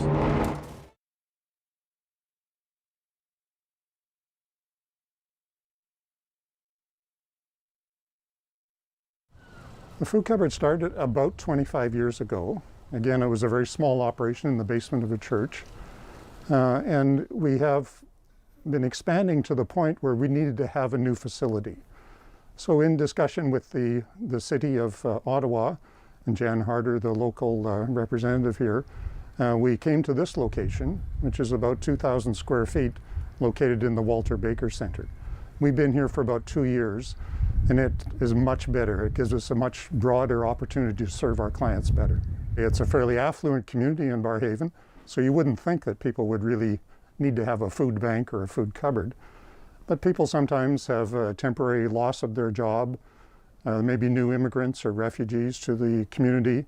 Maybe there's been an injury in the family or something like a pandemic that causes people to run short of food during their monthly requirements. So we offer any clients who come and live in our catchment area the opportunity to pick up an order of food every 3 or 4 weeks. The need varies from time to time. We have expanded our offering to include quite a few perishables, eggs, milk, cheese, yogurt, vegetables, fruit. But people I think know that we need cans of beans and stuff as well too. One thing that we're consistently short of sometimes is personal hygiene products. You go to the grocery store, you buy your toothpaste and you buy your deodorant and shampoo there. People don't automatically think that to donate those kinds of things to a food cupboard. So we end up buying quite a few of those things from time to time. The pandemic has affected us like it has everybody. Initially, we had to stop the grocery store food donations so that we didn't have any risk of contamination and to have a significant number of volunteer work to be done in our facility. We have a storefront, so it's like a mini grocery store where you take a cart and you go around and pick out the things that you want. That doesn't work during the pandemic to maintain social distancing and so on. So what we have now is our clients can come in one at a time, they make an appointment, they stand behind a line, and they direct our volunteer to, I'd like Kellogg's cornflakes rather than Harvest Crunch, to pick the food that they would like off the shelves according to the allocation, depending on the size of their family. And then they take it out, load it into their vehicle or whatever, bring back the cart, we disinfect everything, and prepare for the next client. We are very blessed here in Barrhaven. We're a totally volunteer organization. So if you give a dollar to us, it goes to purchasing food or to provide some service to our clients.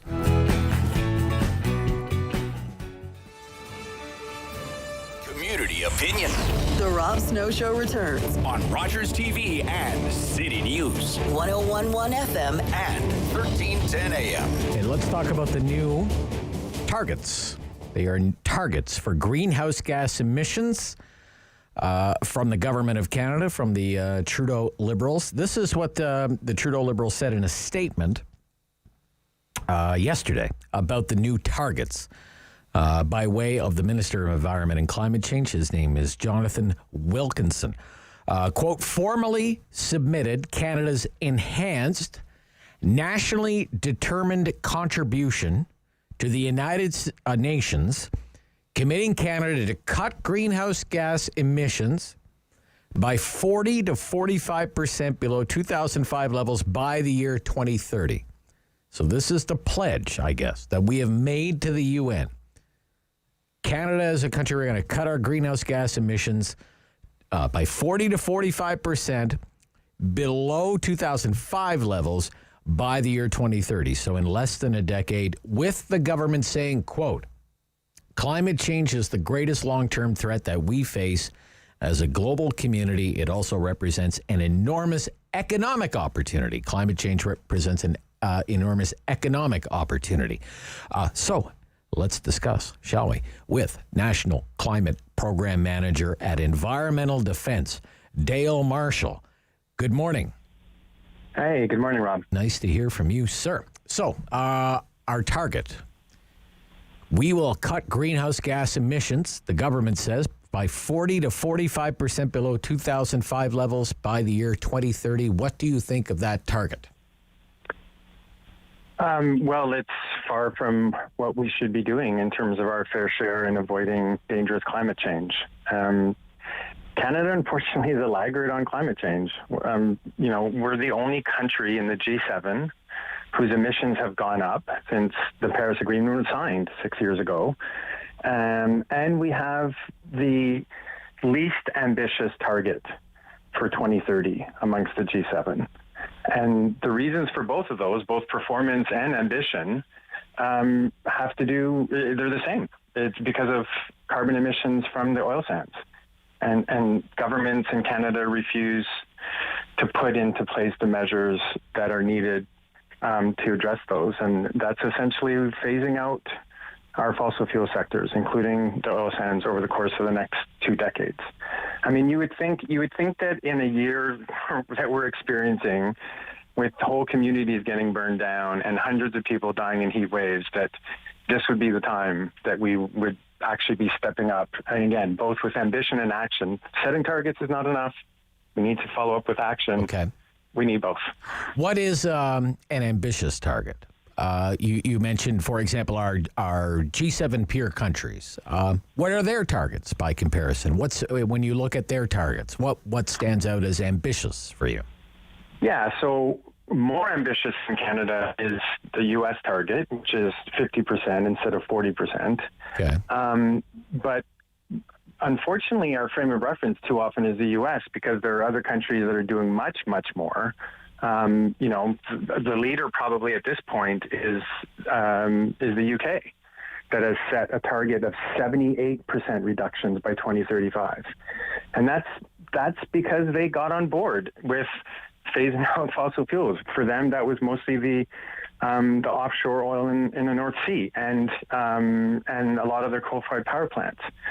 Canada's doing the coal-fired power plant part and phasing those out, but still there's our blind spot in Canada for governments and for people and for the industry is the oil and gas sector that continues to go unaddressed and continues to grow and is our largest source of emissions. Okay. How would you describe, say, since 2015, because they certainly made a big show of it, Canada's back, we're going to Paris, we're signing the accord, then my understanding is they basically kept the previous government's greenhouse gas emissions target and missed them. How would you describe the record? Because they're going to paint themselves as the government of action in the election campaign. But what, you're immersed in these issues. What is their record on greenhouse gas emissions, the Trudeau government? What is their record on actually setting targets and meeting them? Right. Well, it's incredibly mixed because the government has done some really important things in other sectors. And I mentioned the phase out of coal-fired power in Canada. Really important to be setting that as the phase out by 2030. We've done important things in terms of our vehicle emissions. We should be doing a lot more with respect to having a supply of electric vehicles. But there are a bunch of different measures. Basically, the government has done well in most sectors of the economy, and electricity is really the big winner, where we have reduced emissions and continue to reduce emissions. But all of that is offset by increased emissions in the oil and gas sector and from oil and gas companies, and that is why our emissions continue to go up. And so until we deal with that other very important part of this of the problem, the source of climate change, which is the burning of fossil fuels, we are going to continue to be laggards in every respect. Okay, so under the Paris Agreement, the agreement is to attempt to limit global warming to well below 2 degrees and pursuing efforts to limit warming to 1.5 degrees, right? With these targets, 40 to 45% reduction in greenhouse gas emissions by the year 2030, using 2005 as a benchmark year, the government, in its talking points, seems to indicate this is part of our Paris pledge, and we're living up to it. But will that target, let's say we meet it, 45%, we've cut greenhouse gas by 45%, will it limit warming to 1.5 degrees? No. It won't. Canada's fair share of limiting warming to 1.5 degrees globally is domestically a 60% reduction in our carbon emissions, in addition to major investments internationally to reduce emissions in the developing world. And this was an assessment that we did with a whole bunch of other climate groups. The main network of climate groups, Climate Action Network, developed this position of 60% reductions domestically. We recently published research from economic modelers that looked at that figure and said, first of all, can we reach it? And what does it mean? And what we found was it's really challenging, but it's entirely doable if we put into place the right measures. And the right measures includes the phase out of our oil and gas sector over the next 2 decades. All right. And on top of that, there are tremendous benefits that will come from that. Energy costs actually go down for Canadians in that scenario where we actually take climate change seriously. The health of our communities is improved because fossil fuels also means significant air pollution and significant water pollution. And so if we were going to undertake this, those who would lose are oil and gas companies, and those who would win is the vast majority of Canadians. All right, Mr. Marshall, we have to go. I thank you for your history perspective on the file, sir. Thank you again. Oh, no problem at all. Thanks for your interest, Rob. Yeah, National Climate Program Manager, Environmental Defense Dale Marshall. Sam LaPrade is standing by. Rob Snow back tomorrow on City News.